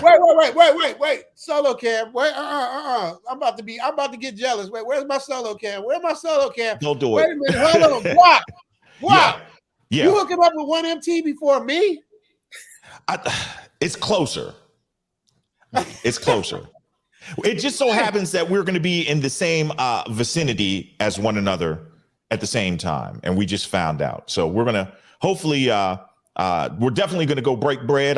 Man, I've been watching his channel, not just on the travel, but on the financials for a couple of years before I started my channel, and, he's in the Air Force as well. He's about to retire. Shout out to you, 1MT, for your impending retirement. But yeah, I definitely want to buy that brother a drink. We're going to share a meal, and hopefully, if he's up for it, man, we'll shoot a little content together. You know what I'm saying? I'd be honored to shoot something with him, man. Hey, I demand it. I insist that you guys shoot content together. That's my guy. I love him, man. That's like my little brother. But like I said, I watched him before I even came to Thailand. I was watching him talking about, and I was lining up because when I went to Brazil, everything he said was on point. Like I never heard 1MT say anything that was anywhere outside of what is actually happening. And the way he would put phrases together would just be funny to me. You know what I mean? Yeah. He was saying, he shows receipts. I don't know if he's still in the chat. Can I say something real fast? Yeah, absolutely. I think my girl is watching. Baby, forgive me for this, but it's the truth. 1MT did a video, what was it, a couple of years ago, with a girl in Poland. Yeah, I was like, man, if I get it, I'm going to Poland. And then Labea found me and locked me down. So it's never going to happen now. But somebody go and find her or her twin and let me live vicariously through you. Por favor. I would appreciate it. You know what I'm saying? 1MT's cold with it. She was, woof. I don't know how O'Shea made it out of there. If the women look like that, I was like, man, yeah. Some bad ones. Wait, Corinne showing her booty. Wait, Corinne, you was bent over a minute ago. You thought I didn't see that in the back? Corinne was bent over. Wait, go back over there where you was, girl. Yeah, there you go. Uh-oh. All right. Hey, when I can't stop listening to El Guapo, I'm distracted. but yeah, man, 1MT, he's just a solid dude, man. I've been like stalking him, begging him to come be a part of Zoom to Thailand, but he's like, Rich, I'm going to Brazil. I'm gonna get my thing together. Once I get my thing off, then we can talk. But I got my mindset of what I want to do. I see it. I see a vision, and I'm gonna do that, and I can't do nothing but respect it. You know what I mean? But once again, I believe teamwork makes the dream work. If we're all together, can't nobody stop us. You know what I mean? So that's why it's good to have somebody like Guap and Kai coming into the fold and meeting people. Big bad. We got people that everybody does something a little bit different, and we can all help each other, man. And Richie, let me get Mox's and Baz's information too before we go. Well, you got that voice to make people listen. Yeah. Wait, I do. Thank you, Corinne. Oh, wait a minute. Chocolate Man is back, and wait a minute. It is not Chocolate Man. I don't know where you went, but it's not complete until the coach done fell up in here. All right, everybody. I see y'all having a good time. I've been back here just enjoying the show. So, Kai, do you know the coach?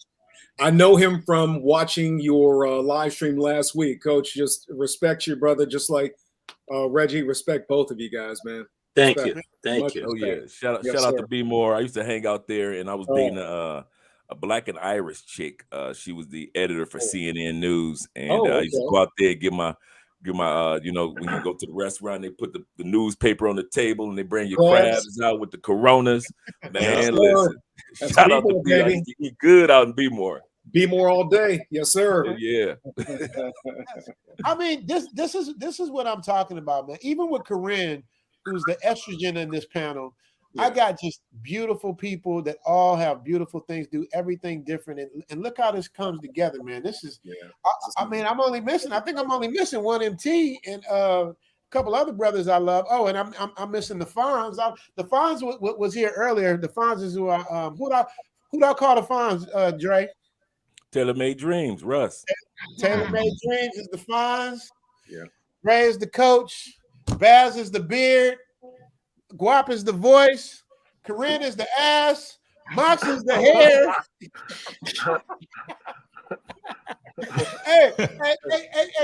hey, Kai, you got the voice too. I don't know. Yeah, I didn't get that to Guap, Kai. I got to think of one for you though. Whatever nickname you want to give me is cool.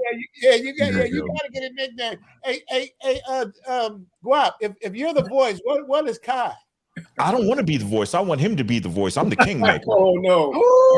I'm not competing with you, Guap. Listen, I'm the kingmaker, man. Listen, can I say something for the ladies that are watching in the crowd? Y'all better get behind your black man. Did you see what I did to that Brazilian girl's channel? Yeah, Oh, yeah. I'm a stunt for I a know, second. Richie. I watched that one. Guap, that was great. That was a great episode. Yeah. Dog. She blew up, didn't she? 1,000 subs in 19 hours. Yep. Wow. There Like we it go. was There we nothing. go. Yeah. There we go. That's how it was So done. y'all better get behind your black men. We might know what we're doing. I'm just saying. But let me stop because this is Richie's channel. Hey, No, man. no, This is it's his our channel. channel. No, it's the tap in. Wow. We all tapping in. It's our channel. We all live. We all say what we say. But I gotta give you the real though, Guap. You had a softball thrown at you though. You had a beautiful Brazilian woman. How hard was that to do? Try to do that. You with know what? somebody- She was teachable and coachable. She could have been doing iPhone videos. She did put in that work. I had that conversation with her. I think I pick them pretty good. Listen, I want to. Somebody said to somebody else. No, I'm gonna say it because you might know these people, Richie. Did you hear that Damon Dash said he made Jay-Z, and Jay-Z was like, "Well, go make another me." Yeah. I'm gonna show you again. How about that? Champion. I'm gonna show you again. Song champion. What you know what's funny? We need to see because that's what I'm doing with Corinne. That's what I'm doing with Corinne. Corinne's having a channel called the Dabichi Code. Ooh, I like that. Guap, yeah, because she's gonna break down. Let me know. I get offline. I was online. I got. Oh yeah, you got to mute. There you go. Yeah. Bass is over there having another conversation, but it's you got the Da Vinci Code. They're trying to break the code to find things, but we got the Da Vinci Code where Corinne explains to us the goofy shit women do because she's a comedian, so she's gonna do it in a funny way. She's gonna do it in a funny way, and it's gonna be funny, and we're gonna break it down. So she's gonna be doing reactions and stuff like that. So that's coming. That's coming. The Da Vinci Code. She's moving around. She works at a smoke shop, so she's at work right now. So she's out and about, moving around, getting those things. So you know what I mean. So you can't be mad at that. But that's dope. I believe you can do it again. But Guap, you have somebody in mind, or are you just gonna just pull one out? I got a couple. I got a couple hold cards, man. Okay. I got some things in the works. Are they gonna be from the Matrix? Or are they gonna be from outside the Matrix? That's the question. Oh, they're outside, man. Okay, I was about to say outside because if you do it in the Matrix, I want to see this. Yeah, right. How coachable they are in the Matrix because that's an oxymoron. It really is. Serious to find out. Say any chance of getting Tiger Woods to attend your celebrity golf tournament? That would be fantastic. Yeah, I wish. Him, Michael Jackson, and Prince. If they could all show up, I would be. I get Tiger Woods. That would be awesome. And one of my favorite supporters, Dan Sparks. $50 super chat says Black Labor, White Wealth by Dr. Claude Anderson is one of my favorite books. Now take my money. Oh, that's my man. I'm gonna have to check that out. I've never read that. Dan, you need to be up here if you're still out there. Yeah, Dan is awesome. He's military as well, ex-military. But he's well read. So you're a Claude Anderson fan too, Guap? You know what? I don't think I've ever read anything from Dr. Claude Anderson. Have you ever heard him talk? There we go. He got the book right there. Hey, and I can admit my ignorance. No. Yeah, he pulled out the book right there. One of his books. Look at Baz. Baz pulls it out. That's the book right there. That's the book right there. Baz, do they have it on audiobooks? I'm so lazy now. They do. They do. Yeah. That's a great book. Yeah. Oh, you read it too, Corinne? Powerful book. Really? Okay. You don't quit sleeping on people, Richie. Yeah, man. No, I love Dr. Claude Anderson is my guy. Oh, yeah. You know what I mean? You know, me and Baz agree on that. It's the other guy I like that me and Baz had a big old 2-hour debate about, which I'm not going to get into because me and Baz can go hours. I want to know who it is. Huh? So do I. There's only I'm not really fond of leadership back home because leadership is always on some BS. So Dr. Claude Anderson is my absolute favorite and my second favorite. Now this is gonna take us in a whole Baz. Don't do it because we did it for 2 hours. But I unapologetically, I love Barack Obama. Some people have a problem. Some people have a problem.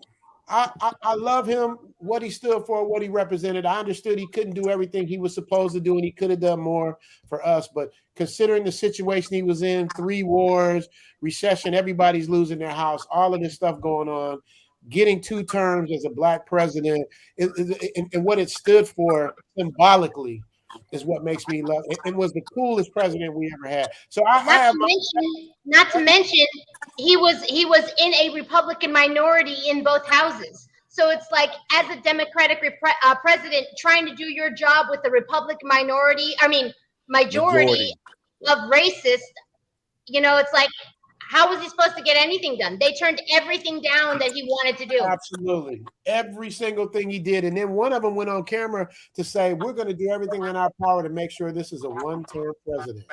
They said that in Congress. They weren't trying to help anything that they were doing. So that was the and speaking of that, Uncle Stu, the old man on the block, with $5 super chat. Salute. Shout out to Uncle Stu. What's up, Uncle Stu? I'm gonna give you a call as soon as I jump off of here, man. Okay, there it is. Uncle Stu in the building. So yeah, so that's my thing. So Baz and I, we have polar opposite outlook on that. So we'll just leave that the way it is. Thank you, Baz. Yeah, I can see how that could force us into a tangent. Hey, Guap, I want to give you congratulations on Frustrated 3. I know you've been getting a lot of congratulations, man. I've actually watched it about 4 times already, and I'll be interviewing on our show tomorrow. Yeah. We saw you on that one, Dre. Go ahead. Yeah, I'll be interviewing Al tomorrow. But yeah, definitely, man. Guap, you just had some great knowledge, great nuggets that you dropped on there. And I just want to give you accolades, give you your flowers where I got a chance right now, man. You guys put together an excellent documentary.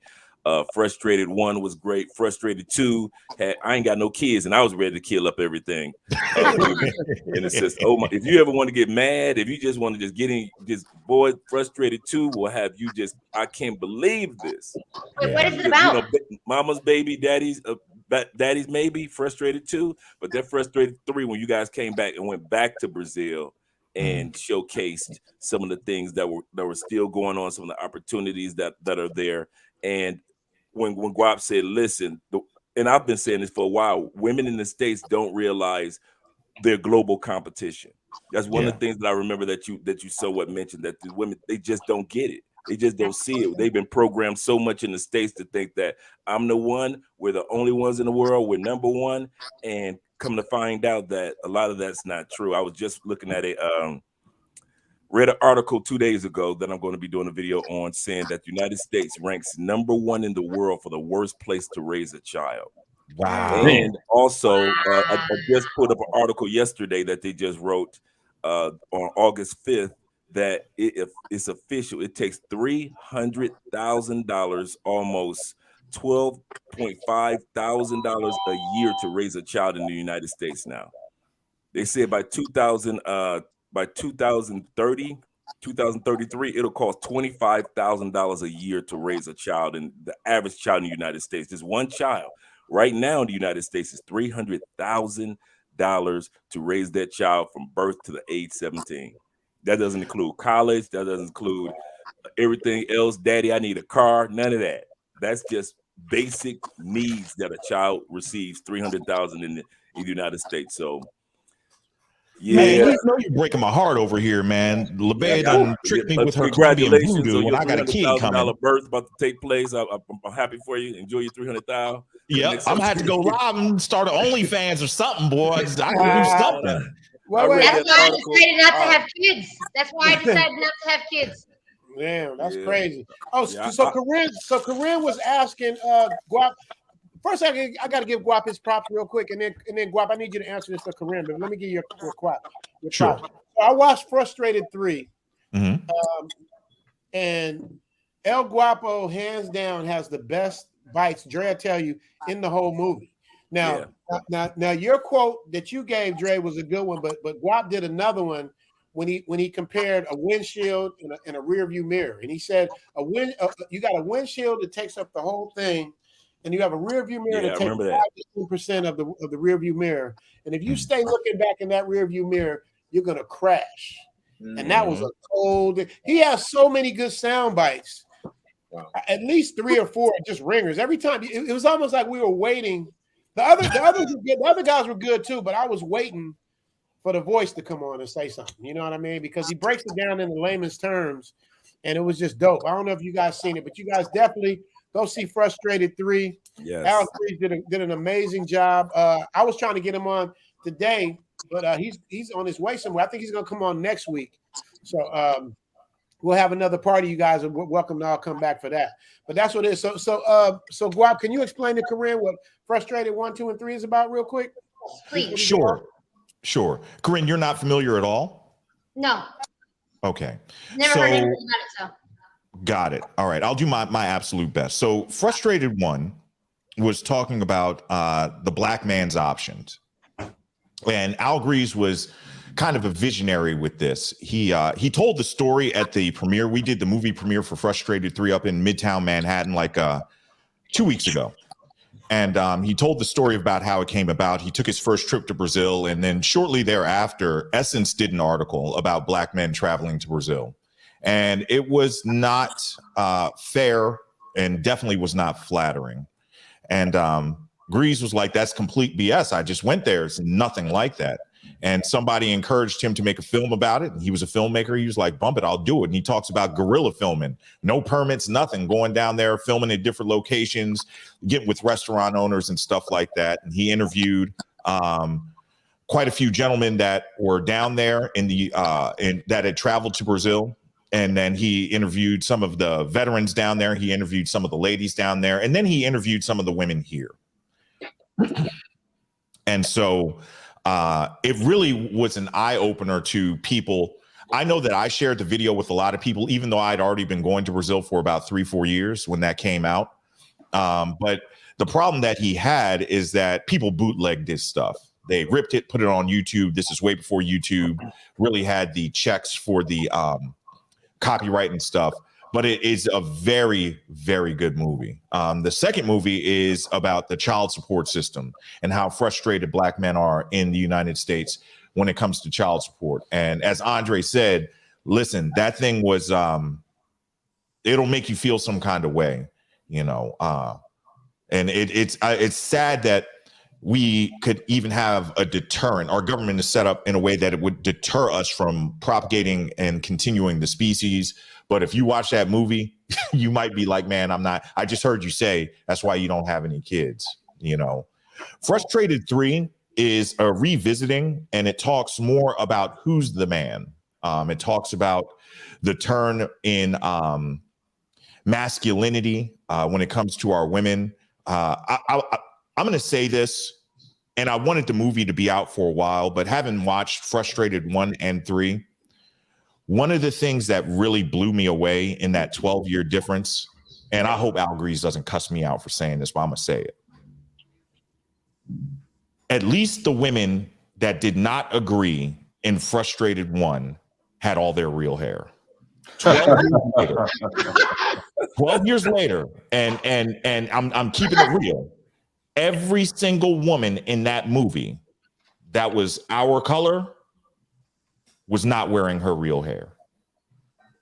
That's heartbreaking to me. It really is. In just over a decade, we have deteriorated to the point that we are now. And we're beyond, if I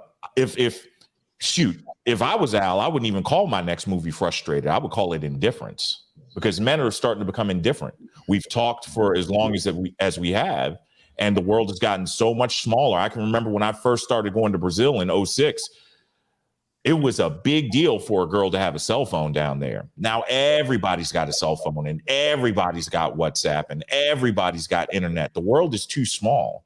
Kevin Samuels used to say this all the time, that ladies do not realize that they are not competing for competing against the women around them for a man. They're competing against the women around the man. So if that man is traveling, y'all are in trouble.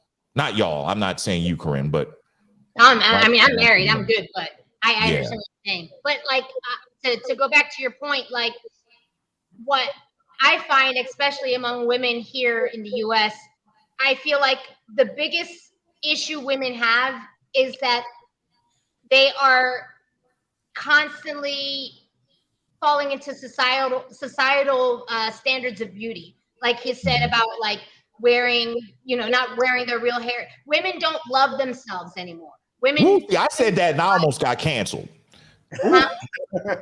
I said that last year and I almost got canceled. My sister was ready to fight me. It's the truth. Women, we stopped loving ourselves, because if we loved ourselves, we would be happy when we look in the mirror. A lot of women are not happy when they look in the mirror, which is why they have to put on 1 million pounds of makeup and 1 million this and and get the Botox and all that. Like I've always been kind of a tomboy. I'm bi, so I like women and men. So for me, beauty standards has never really meant much to me, because it's sort of like I'm happy with what I look at in the mirror. And until a woman is able to look in the mirror and say, God damn, you are gorgeous, you are beautiful, without makeup, without anything on, without their hair did, if you can accept yourself as who you are, so will men. So who do you listen to when it comes to that attraction thing and what looks good and what doesn't? Who do you listen to? Who do I listen to? Yeah, you specifically. As far as what, I mean, I listen to myself, honestly. Like, I could care if someone says to me, "You're gorgeous." I take it as a compliment. I am gracious about it. I'm not snide, like, "Oh, thank you," or anything like that. Like, "Oh, thank you," and then I find a compliment to give in return. I'm not one of those women that if you compliment, "Oh, I got a man," and this, like, women don't know how to take compliments. Women don't know how to communicate when they're being complimented, because they're not sure what they're being complimented on. And that's the problem. It's because you're wearing the hoe outfit, you're wearing the makeup, you're wearing the fake hair, you're doing all this other stuff to detract from your natural beauty, and you don't know what people are saying you're beautiful about. Are they saying you're beautiful because they're just trying to smash, or are they saying you're beautiful because of your personality and all these other things? It's like women don't realize that putting all these things on top and layers on top of who you are, you're just masking who you are. You know what I mean? Like, one of those things that really annoys me is the TikTok videos of women, like the catfishing women, who like, they come off as ugly and then they put on all this makeup and then they're gorgeous. I'm like, what do you think the guy is really seeing? Because you know what, Corinne? 24 hours a day. Let me throw this at you, and I'm going to try to do this live tonight, but if I'm behind, I just won't do it. O'Shea did a video, O'Shea Duke Jackson, on Megan Thee Stallion. Megan Thee Stallion naturally is bad. She's a 9. Yeah, she is. She's in the face. Woman. When she puts all that mess on, she's a 4 or a 5. I think that the problem is, and I don't know, this live is actually going to be, I need to answer. Normally I haven't a thought, but if I had to wager a guess, Black women have been conditioned to just listen to the wrong people. Yep. And the very bottom of the totem pole of folks that they'll listen to is their men. Because I don't know a man of any type of value that wants a woman with a 30-inch weave, Jurassic Park raptor nails, cake icing of makeup, and all of this other stuff. That's not what they like. Dude, I'm telling. I had no idea she looked that good. Richie Mack, you seen her? Bad. Megan Thee Stallion is bad, Joe. Yes, she is, with no makeup. No makeup. She looks so good. So y'all listen, you can keep riding the Titanic down, or you can get in the lifeboat. We're waving at you. Come on, ladies, get in the lifeboat. The other thing that I noticed from Frustrated 3 was a lot of times the women the women in the video were symbolic of what I've seen quite often of women in the States when I lived there. They didn't know what they want. Remember at one point in time he asked, well, what do you expect men to bring to the table? And it was complete silence. It was dead air. They didn't even know. I mean, he kept the camera there, and I love how he just had that dramatic moment. Just kept the camera right there to hear if somebody was going to speak up, and brought in and slowly panned it in to the one girl. Didn't know women don't even know what they want from men, but yet they complain about men and complain about the fact that we're leaving and take advantage of passports. And that was probably one of the strongest scenes for me that stood out. Was just a scene where nobody said anything when he asked them, okay, ladies, what do you expect, man? What would you want your man? What do you want the man? I think he asked to bring to the table, and it was complete silence.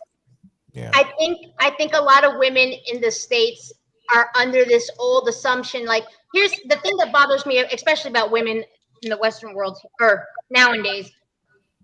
The expectations of having a man do everything for you, but not bringing any, like he said, bringing anything to the table. Men don't want women who don't have ambitions. Men don't want women who have nothing to do with their lives.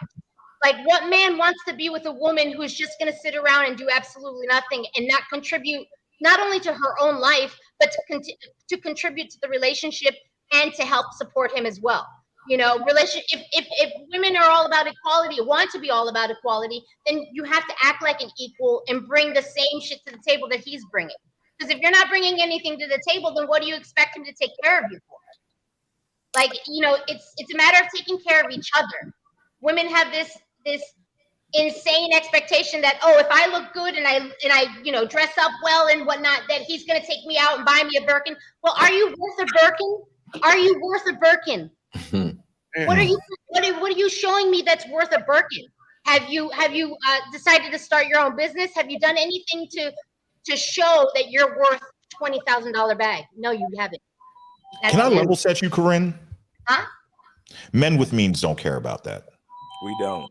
Yeah. I was thinking the same thing. No, I know. Labea, don't want hypergamy. Yeah. Yeah. Men with means don't care about that. You know, a woman starting her own business. I'm just being honest. And I think that we've coddled each other long enough. Men with means do not care at all about that. The 4 or the 3 F's really is where it's at: the fit, feminine, and friendly. Are you a homemaker? You know, do you have the ability to take stuff off of my plate? The provider, protector. I need you to stay in your lane, stay in the driver's seat. I make this analogy. You know, you've heard a lot of people say on a football team, you can only have one quarterback. I think Chris Rock said you can't have 2 people under center trying to grab the ball at the same time. Somebody's going to fumble, right? If I'm driving a relationship or driving our community or driving our society, the most dangerous thing that could happen is one of the passengers to grab the wheel and try to steer, or even worse, to try to jump in the front seat and work the pedals with me. Let me do this, you do that, and we'll all get to where we need to be at the right time. Uh-oh, I done ran her off, Richie. I'm my bad. No, she working. She's working. I'm just joking. I'm joking. You guys really care about your woman. Has she started a business and stuff like that? Those are not things at all that I look at. With Elle, Richie, was that something you were looking for? Not at all. I mean, but and it's so obvious. Like men are pretty much the same. We're simple, you know. Feed us, give us sex, and give us the remote control. That's it. Sex, sandwich, and silence. That's all we ask for. Yeah, that's it.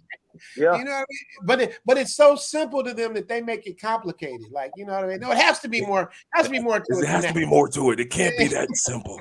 Yeah, to keep a good man. And one thing that's interesting. And I see this narrative over and over, and much love to Corinne. You know, she is literally in the den of the lions, and not that we're aggressive, but we're lions here. We run this. So one thing I heard you say, Corinne, and is that you listen to yourself. I don't even listen to myself. I have a mentor. Let me say this, Richie, can I get the camera? Yeah, absolutely. Come on with it, Guapo. That camera. Let me take the Gala Night down. Hold on. Let me get it clean. This is important. If you're listening only to yourself, you are limited to the knowledge that you already have. And that's always going to be degrading. All right. You set in on bad habits and stuff like that. Even me, El Guapo, former pilot, attended the Air Force Academy, owned multiple businesses, foreign and domestic. Even me, I submit to someone. I have a mentor that I trust his judgment and his wanting for me, the best for me and my family and my lineage and my legacy. And I submit to that. I submit to my father and his opinions. So while you guys, a lot of women have a problem with submitting and taking advice from someone else and seeking their own counsel, you know, the person that represents themselves as a lawyer is a fool. So if you're going to not lean on the expertise of others, you are ultimately going to fail. They have a saying, you don't ask a fish how to catch a fish. So what's attractive to a man should never be asked to, well, let me not say never. I think mothers should be able to teach that to their daughters, but I think that we've kind of torn some of the spokes off of that wheel, and that joker isn't rolling right anymore. So, no offense. I think that it's very bad that you think when it comes to attraction, you look at what you find attractive, because we're opposite. We're just very opposite. What you find attractive, what we find attractive is very, very different. I don't disagree with you, Guapo, as far as like listening to other people. And I think you misunderstand what I was saying. I'm not saying that I don't. It's not that I don't listen to other people at all. That's not what I'm saying. But when it comes to the standards of beauty, things like that, it's going to be different. I am attracted to both men and women.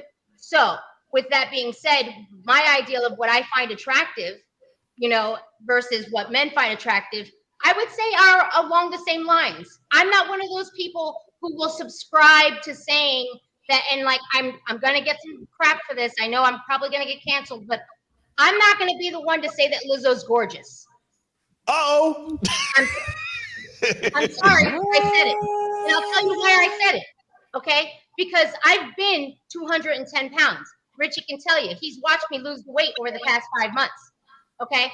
I was 210 pounds, and I worked my ass off. I stopped eating unhealthy. I started eating clean, and I lost 80 pounds, okay? Whoa. So I went from a 1 back to a 10, And to me, being overweight and obese, that is not hot.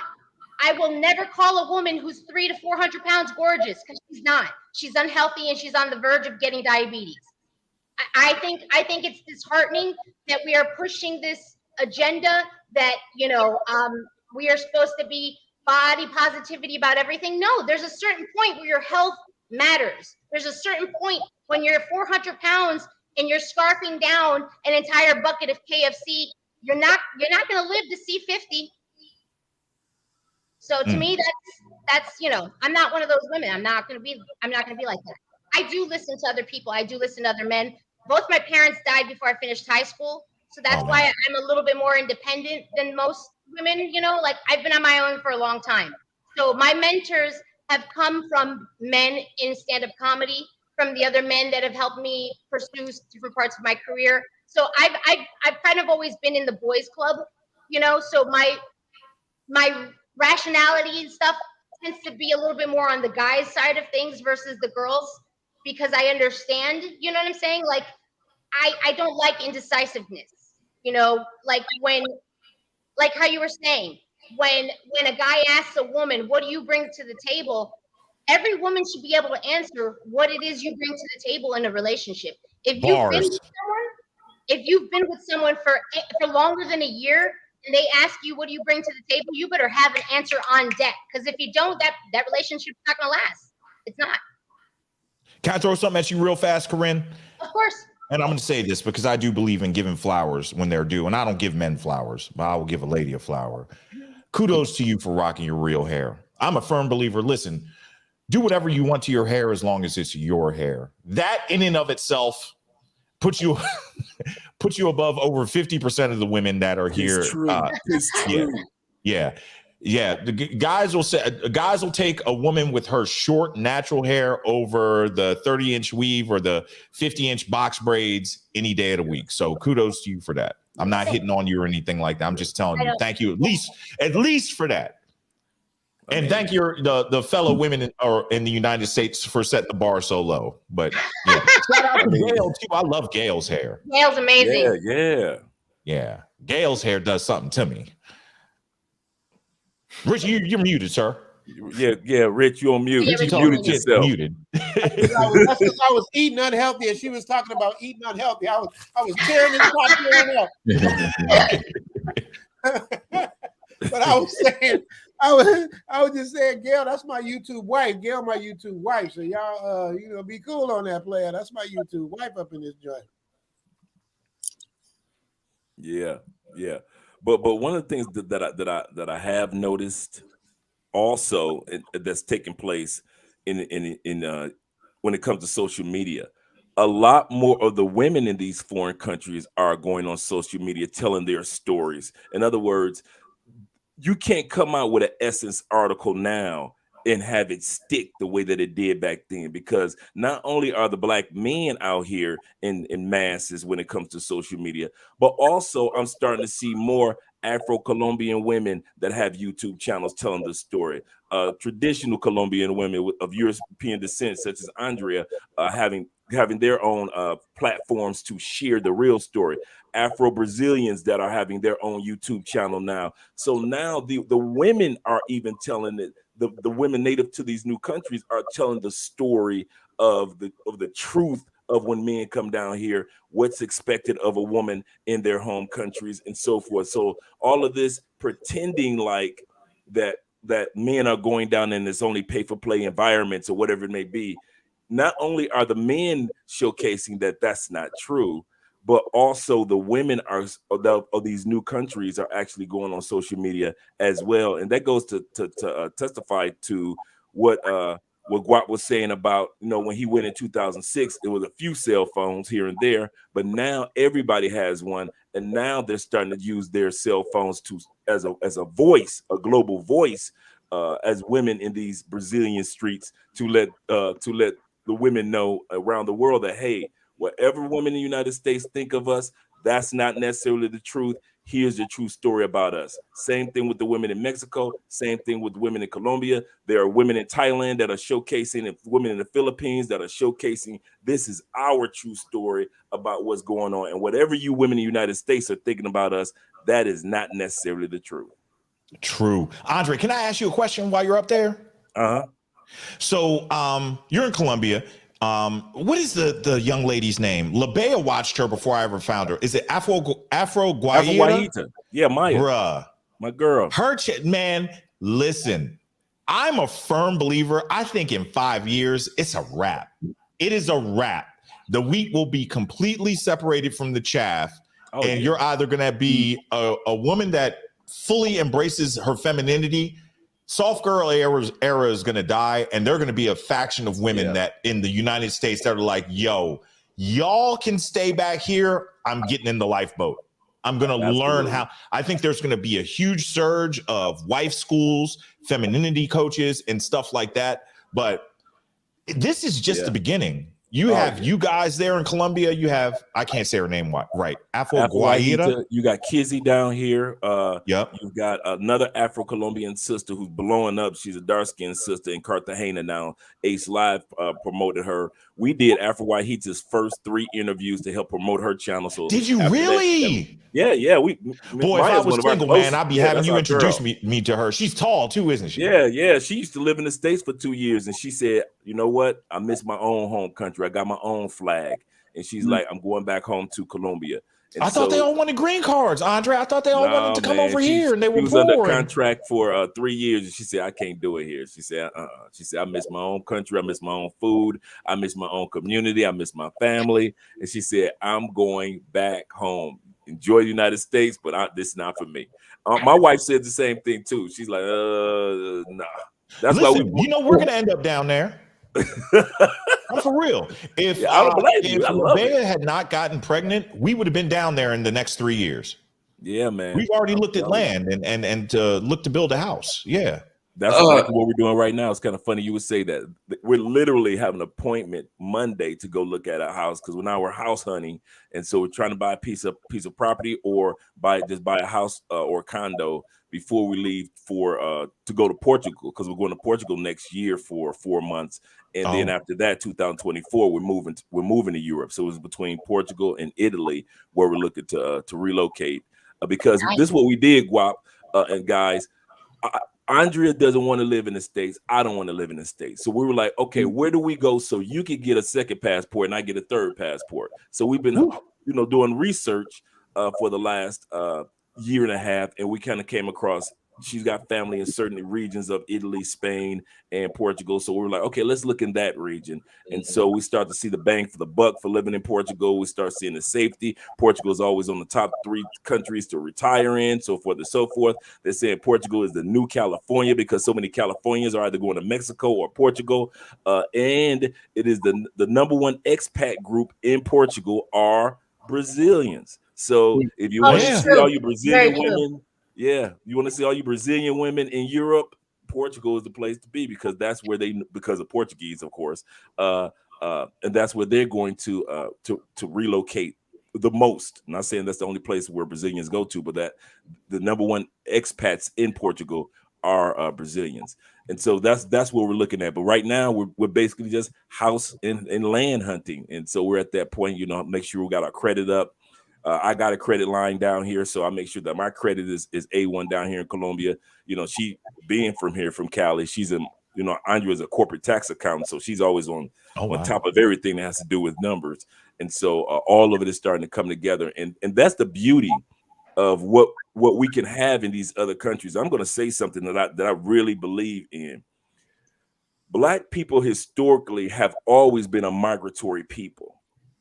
And when throughout our history, whether it be from all the way from Southern Africa to Northern Africa, all the way throughout Europe with the Moors, all the way through Southeast Asia on up, all the way up to Upper Europe and Eastern Europe with Ukraine, all the way they got statues all the way in Mexico of Black people, in South America, and our presence has always been known. We've always been a migratory people. In the 60s and 50s, when it was time to get out of sharecropping, we went up north to the Chicago's, EC in the building, to the Detroits, to the Ohio's, because we wanted to be part of Chrysler, Ford, and GM. We've always migrated.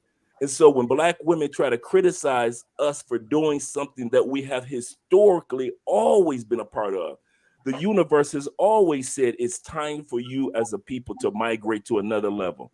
That's a fact. And what Guap is doing and what I'm doing, what all you guys are doing, what Reggie has done, we are part of the new migration. It just so happened to be with passports. And the women are taking a micro perspective. A lot of women in the United States are taking a micro perspective of what we do. Well, it's for the ladies.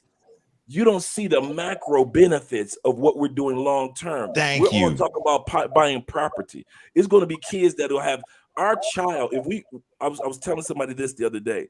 One of the reasons why we purposely are moving from Colombia, even though we'll have land and property here, and we'll still be coming back and forth here, because you know how close Colombia is out with their family, and so we'll be coming back and forth. But soon as one of our children, because she doesn't have any children, I don't have it, but our first child that's born in Europe will be born with a Portuguese passport, a U.S. passport, and a Colombian passport from birth. We purposely are doing that on purpose. Dope. All these things that we as men of color are doing on purpose will have a long-term benefit to the Black community, to where the Afro-American experience will not just be in the United States, but it will be a global phenomenon outside of hip hop or fashion. It will be because of the Black experience will be globally, fatherhoods globally, motherhoods globally, owning property and businesses globally. The days will come where you'll have guys on panels like this that know 2, 3, 4 different languages, and they're not just African, but African Americans knowing so many different languages. And so when women sit back and try to criticize us because they see the micro, we're looking at the macro, and we're like, ladies, if that's all you got to talk about is y'all going to Brazil for those ladies, y'all going to Colombia for the young lady, you are not seeing the big picture. And maybe it's not meant for you to see the big picture. Maybe when we left in the 60s heading up north, maybe everybody didn't understand why we decided to not stay on Mr. Gilmore's plantation and continue to be sharecroppers. Can I piggyback off of that real quick? Go ahead. I just want to say I'm totally with this whole passport bro thing, and just like you just expressed, it's a lot of stuff, you know, even outside of women, like you said, you know, finding property down there, a different type of lifestyle. But you know, Richie said earlier about me probably being the youngest on this panel. I just want to add some because Beautiful Eyes, you said a lot that I agree with, And I really hope you are correct about the whole lifeboat thing. But I'm gonna tell you something about the 25 and younger, where I think it is a best bet for a lot of us to be migrating and stuff like that.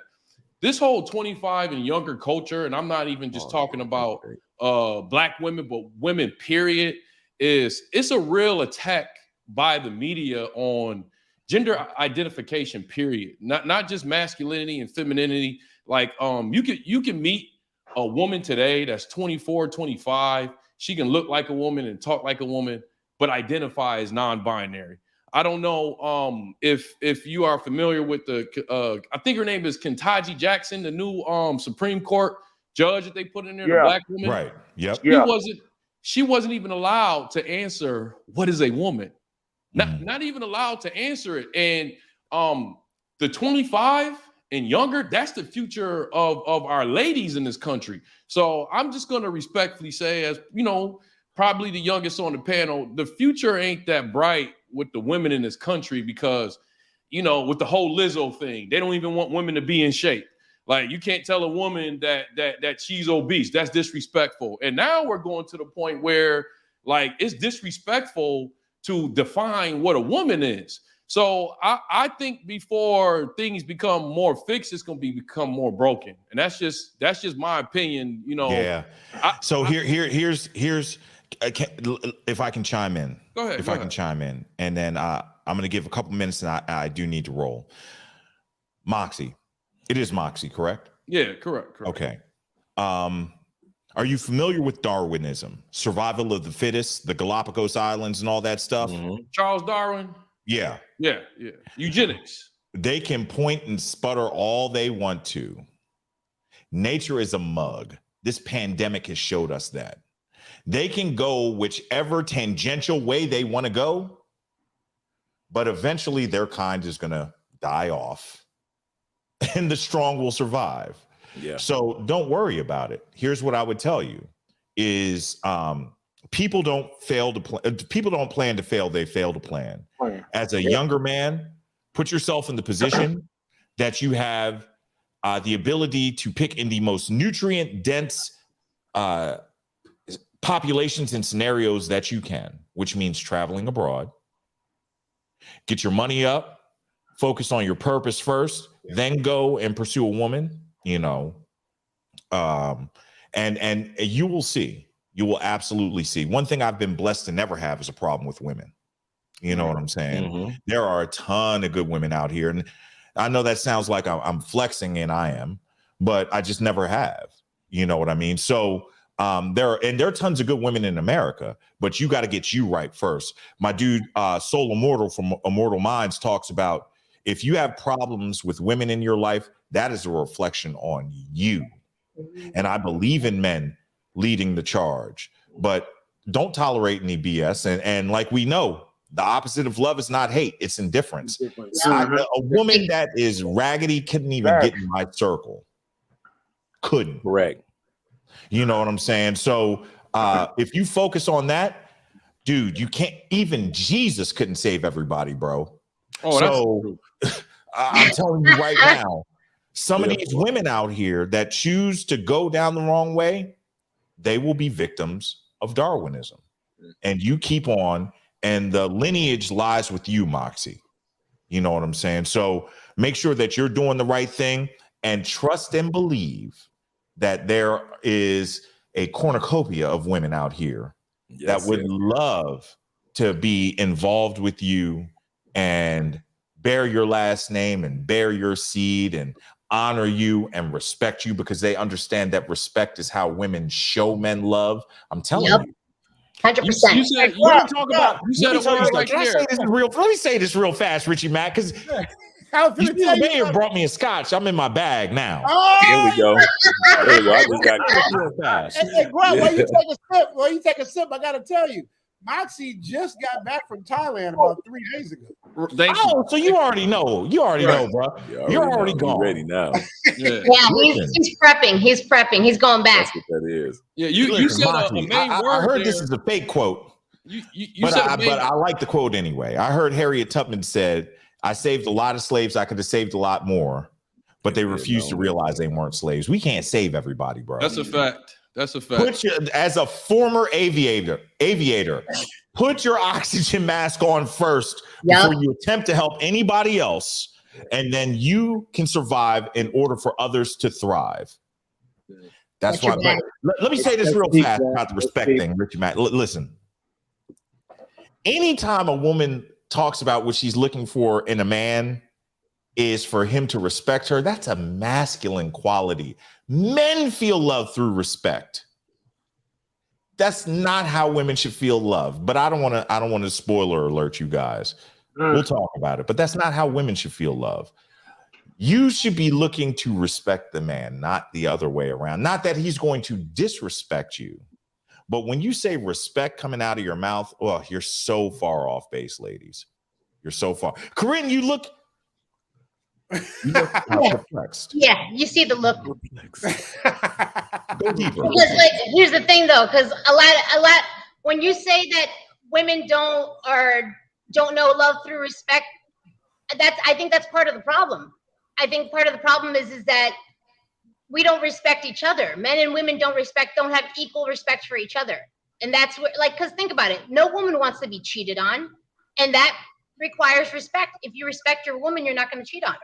Like, if you don't want to be with your woman anymore, or if you don't want to be in a relationship anymore, then you guys have to have the talk and be adults and go your separate ways. But I think I gotta push back on that. I gotta push back. I'm sorry, Corinne. I gotta push back. Push back, baby.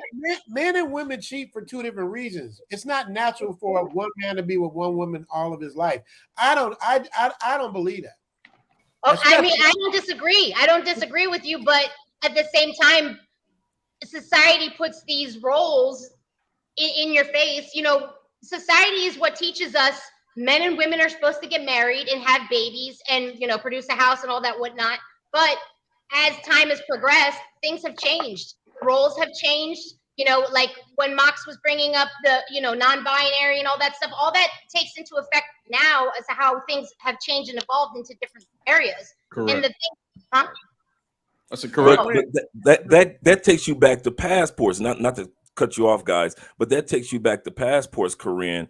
Men are saying with their passports, we understand changes have happened in the U.S.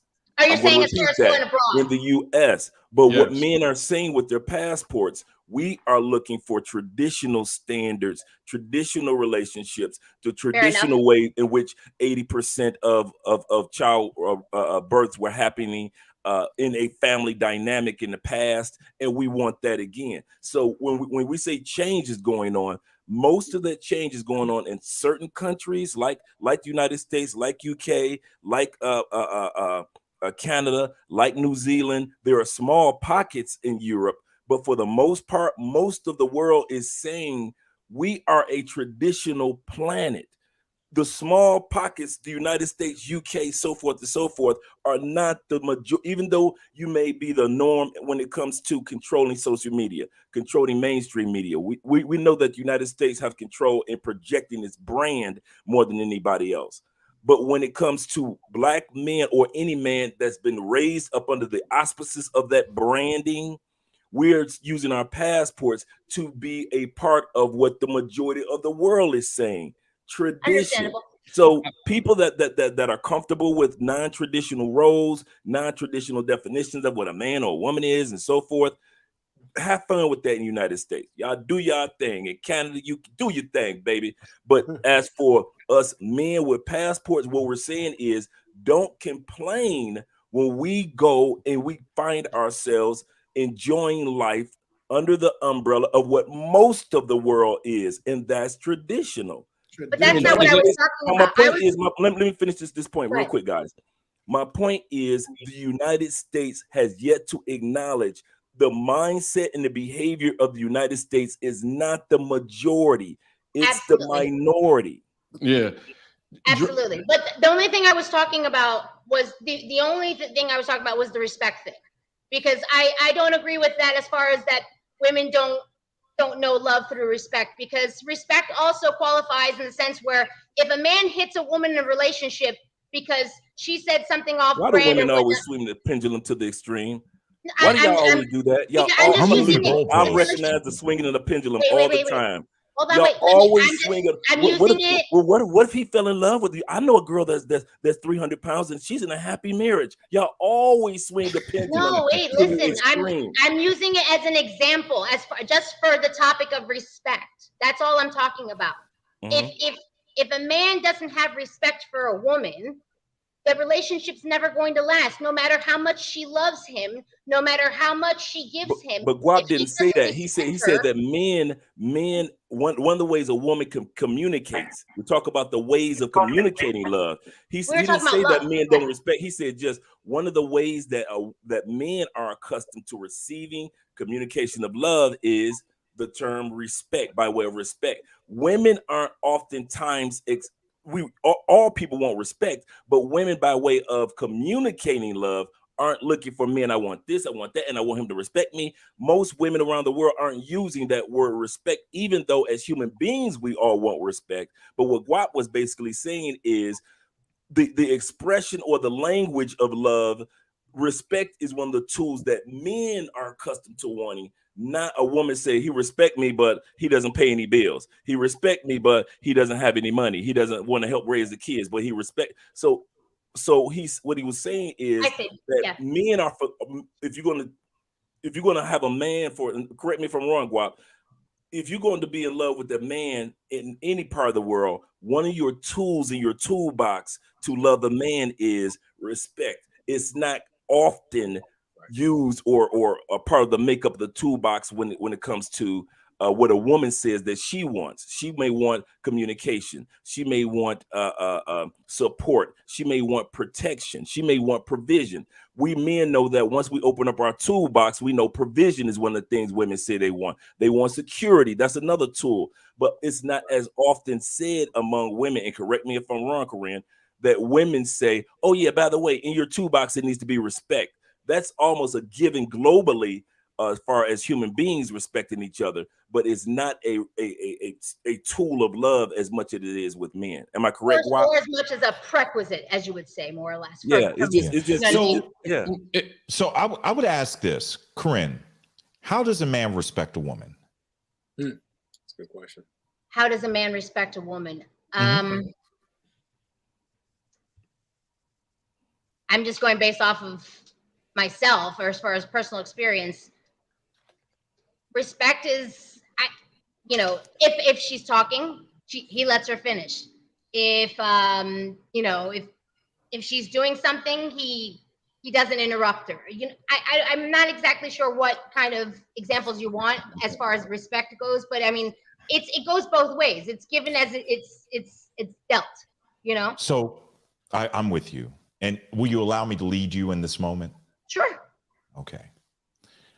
The reason that you're having problems answering that question is because that is a masculine question I asked you.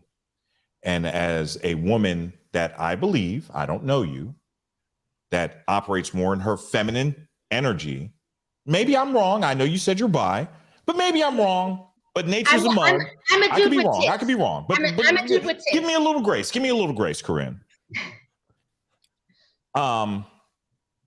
It is difficult for you to define. There's a couple of things that, and like I said, man, nature's a mug.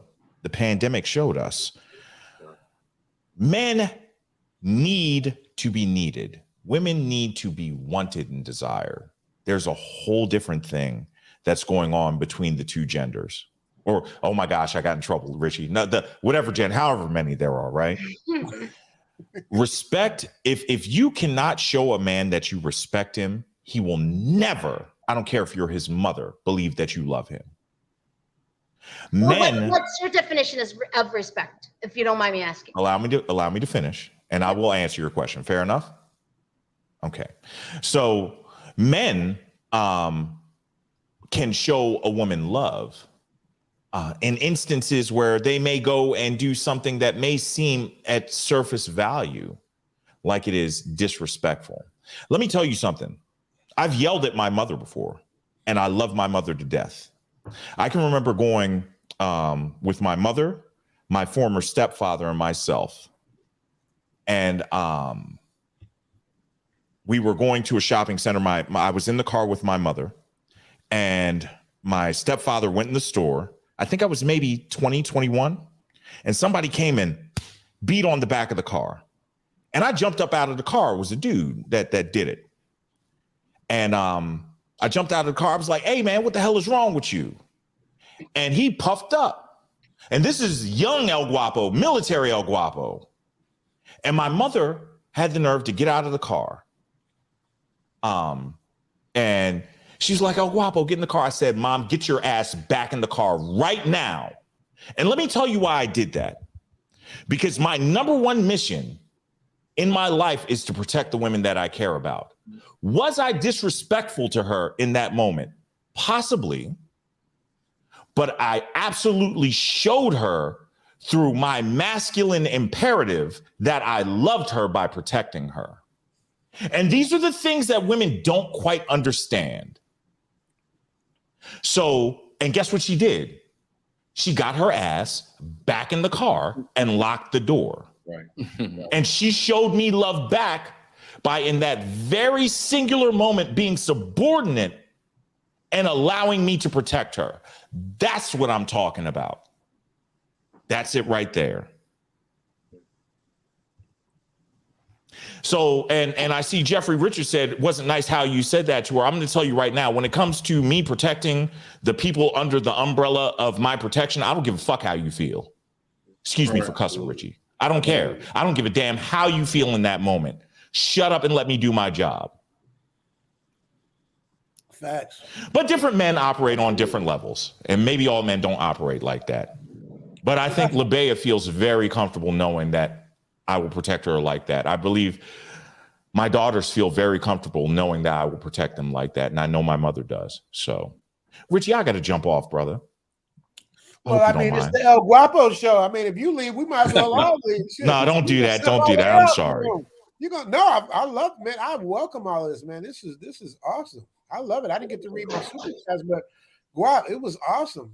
Corinne is listening, and Corinne is a dude with tits. So for you to let her sit in her feminineness and be quiet and listen, Corinne is she's coachable.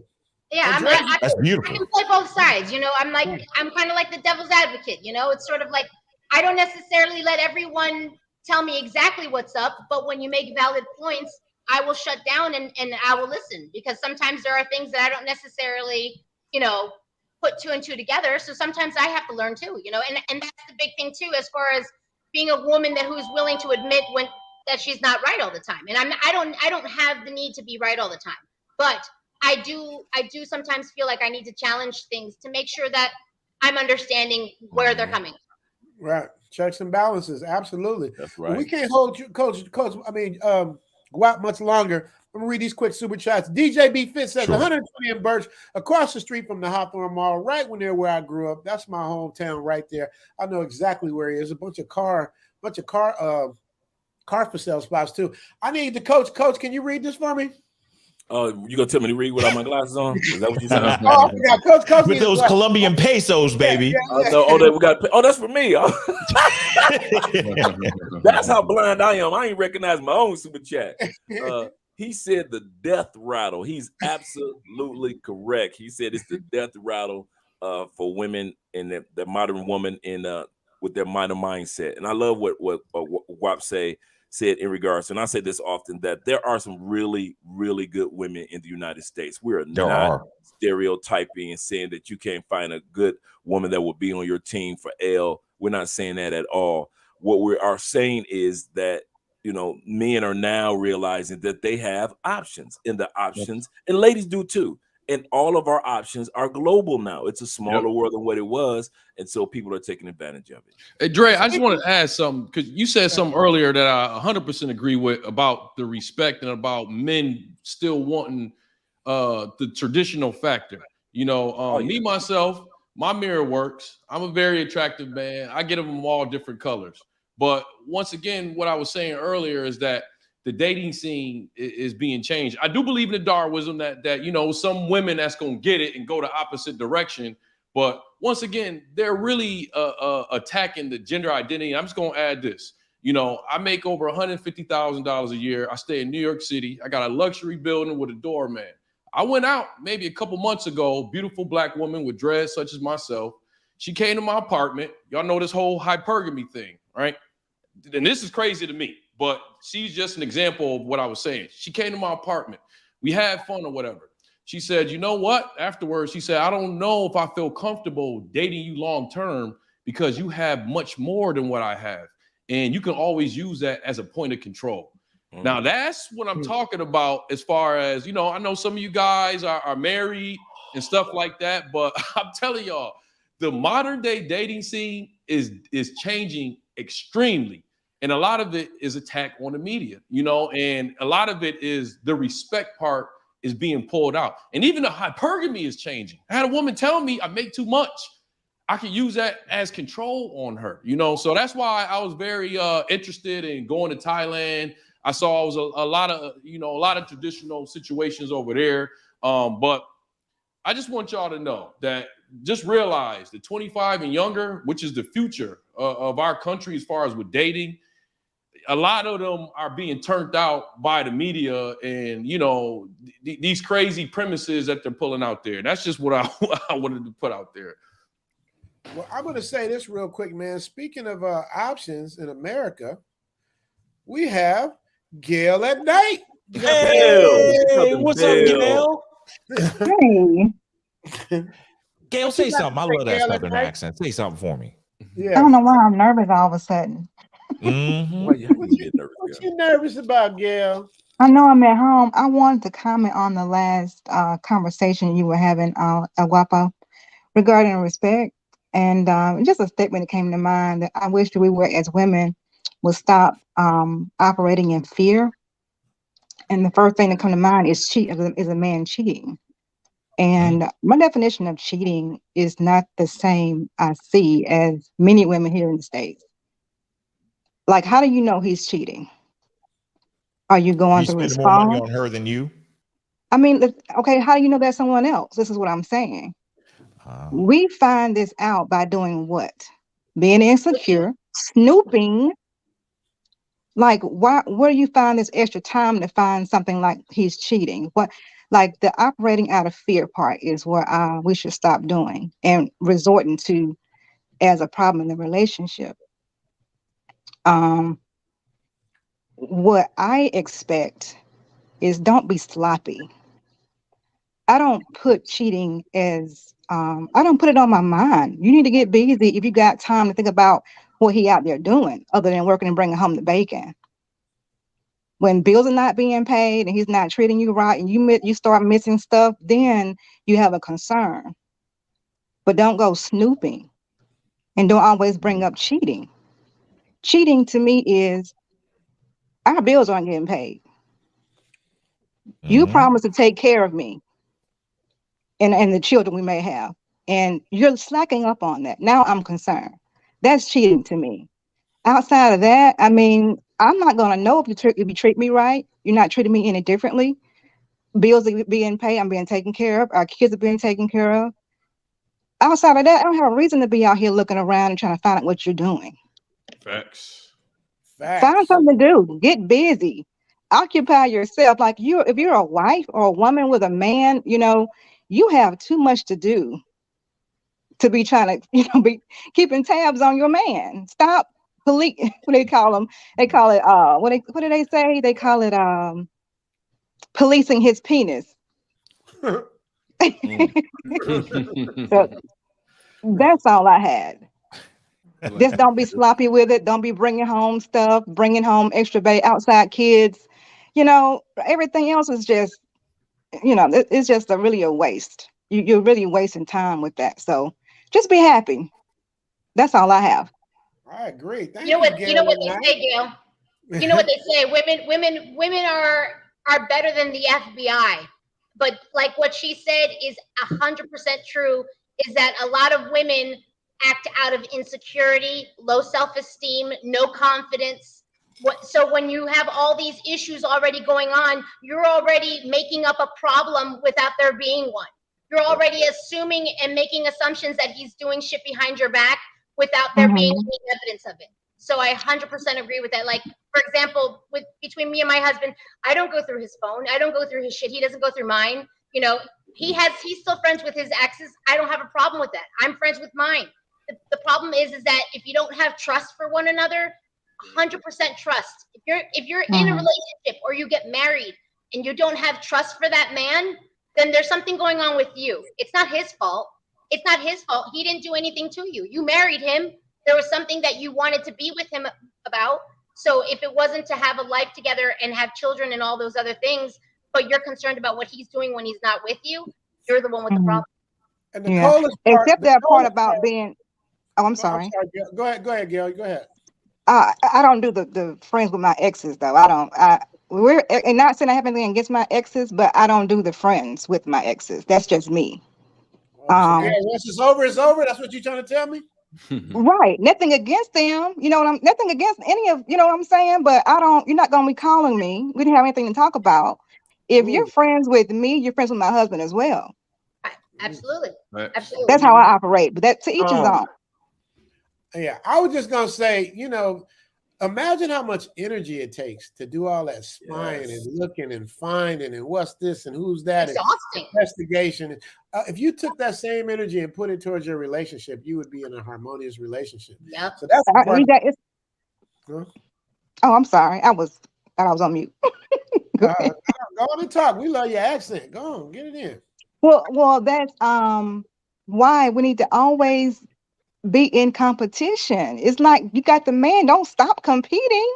Ooh, you said a word. You know what I'm saying? Don't stop competing for your man. I know we all age, you know what I'm saying? We're not gonna be the vibrant 21-year-old you were when he married you, but you got work to do. You have too much work to do to be going through phones and hiring a private investigator with y'all money, all that kind of craziness.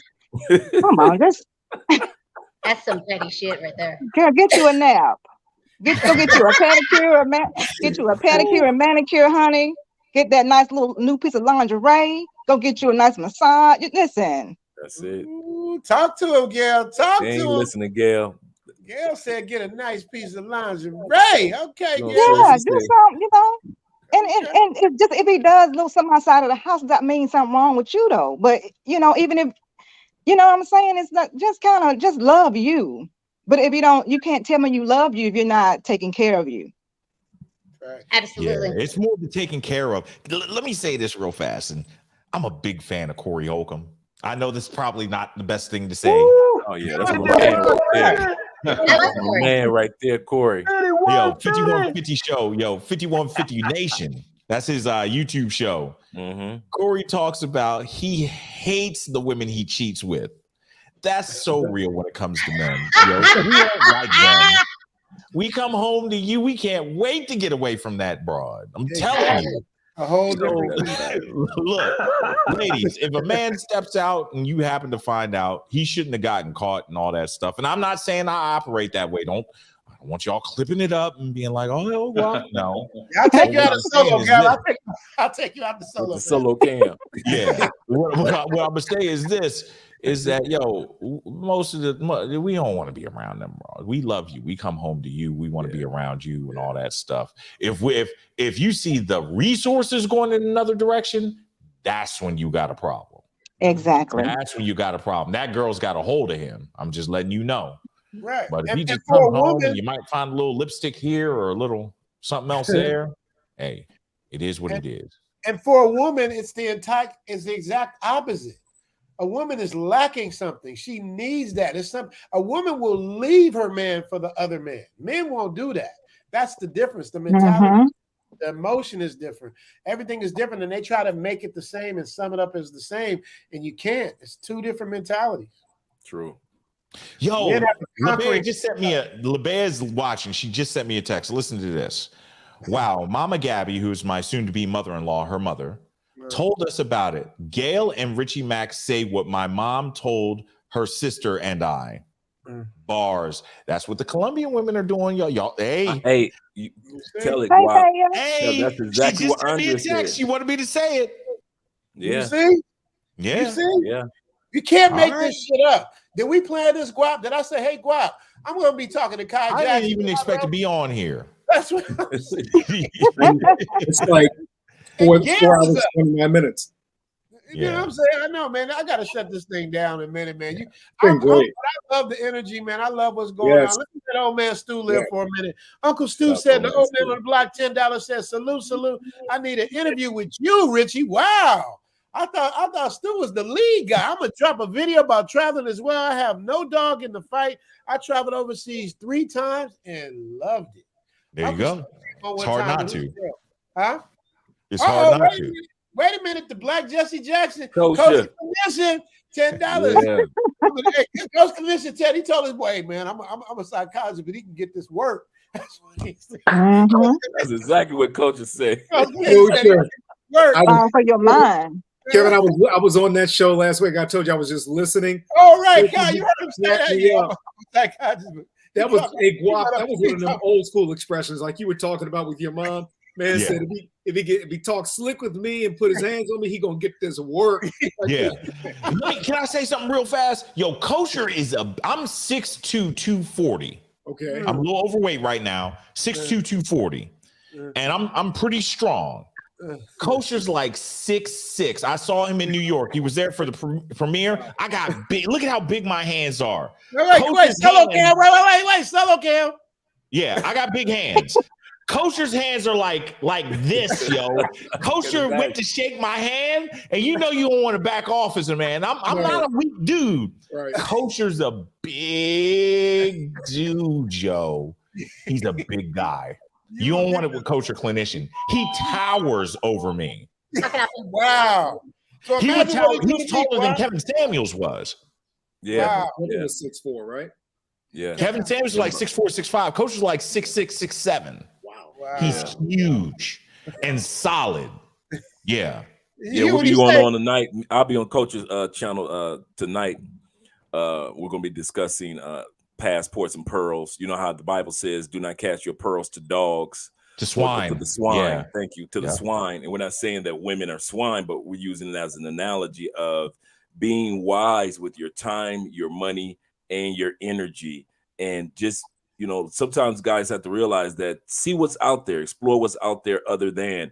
I love when I hear Guap talk about some of the things that have to do with the dynamics of his relationship with his wife and so forth, because a lot of it is confirmed by the experience that I have with my wife. Mm-hmm. And so it's like, it's not just us two, but it's a nationwide South American traditions that they have. It's not just it's part of this family or that family, but it's the part of just about every family, certain dynamics, certain behavior patterns that are not there to where it's sporadic. My point is that, for example, when it comes to being there for the man, serving meals for a man, in the States, women look at it like it's so problematic to cook a meal and then serve it on a plate with a cup of coffee or drink to their man. But in most countries, it's part of the dynamic of this is what a woman does. It's part of the culture. It's just what it is. It wasn't always like that here. Once again, the media is the ones that did that. It was not always like that here. Yeah. Hey, Richie, I got to jump off, brother. Team, this has been awesome. I really appreciate you all. Thank you so much. I'm going out of the country tomorrow. Enjoy the U.S. I'm out. All right. Nice to meet you all. Take care. All right, Guap. Peace out.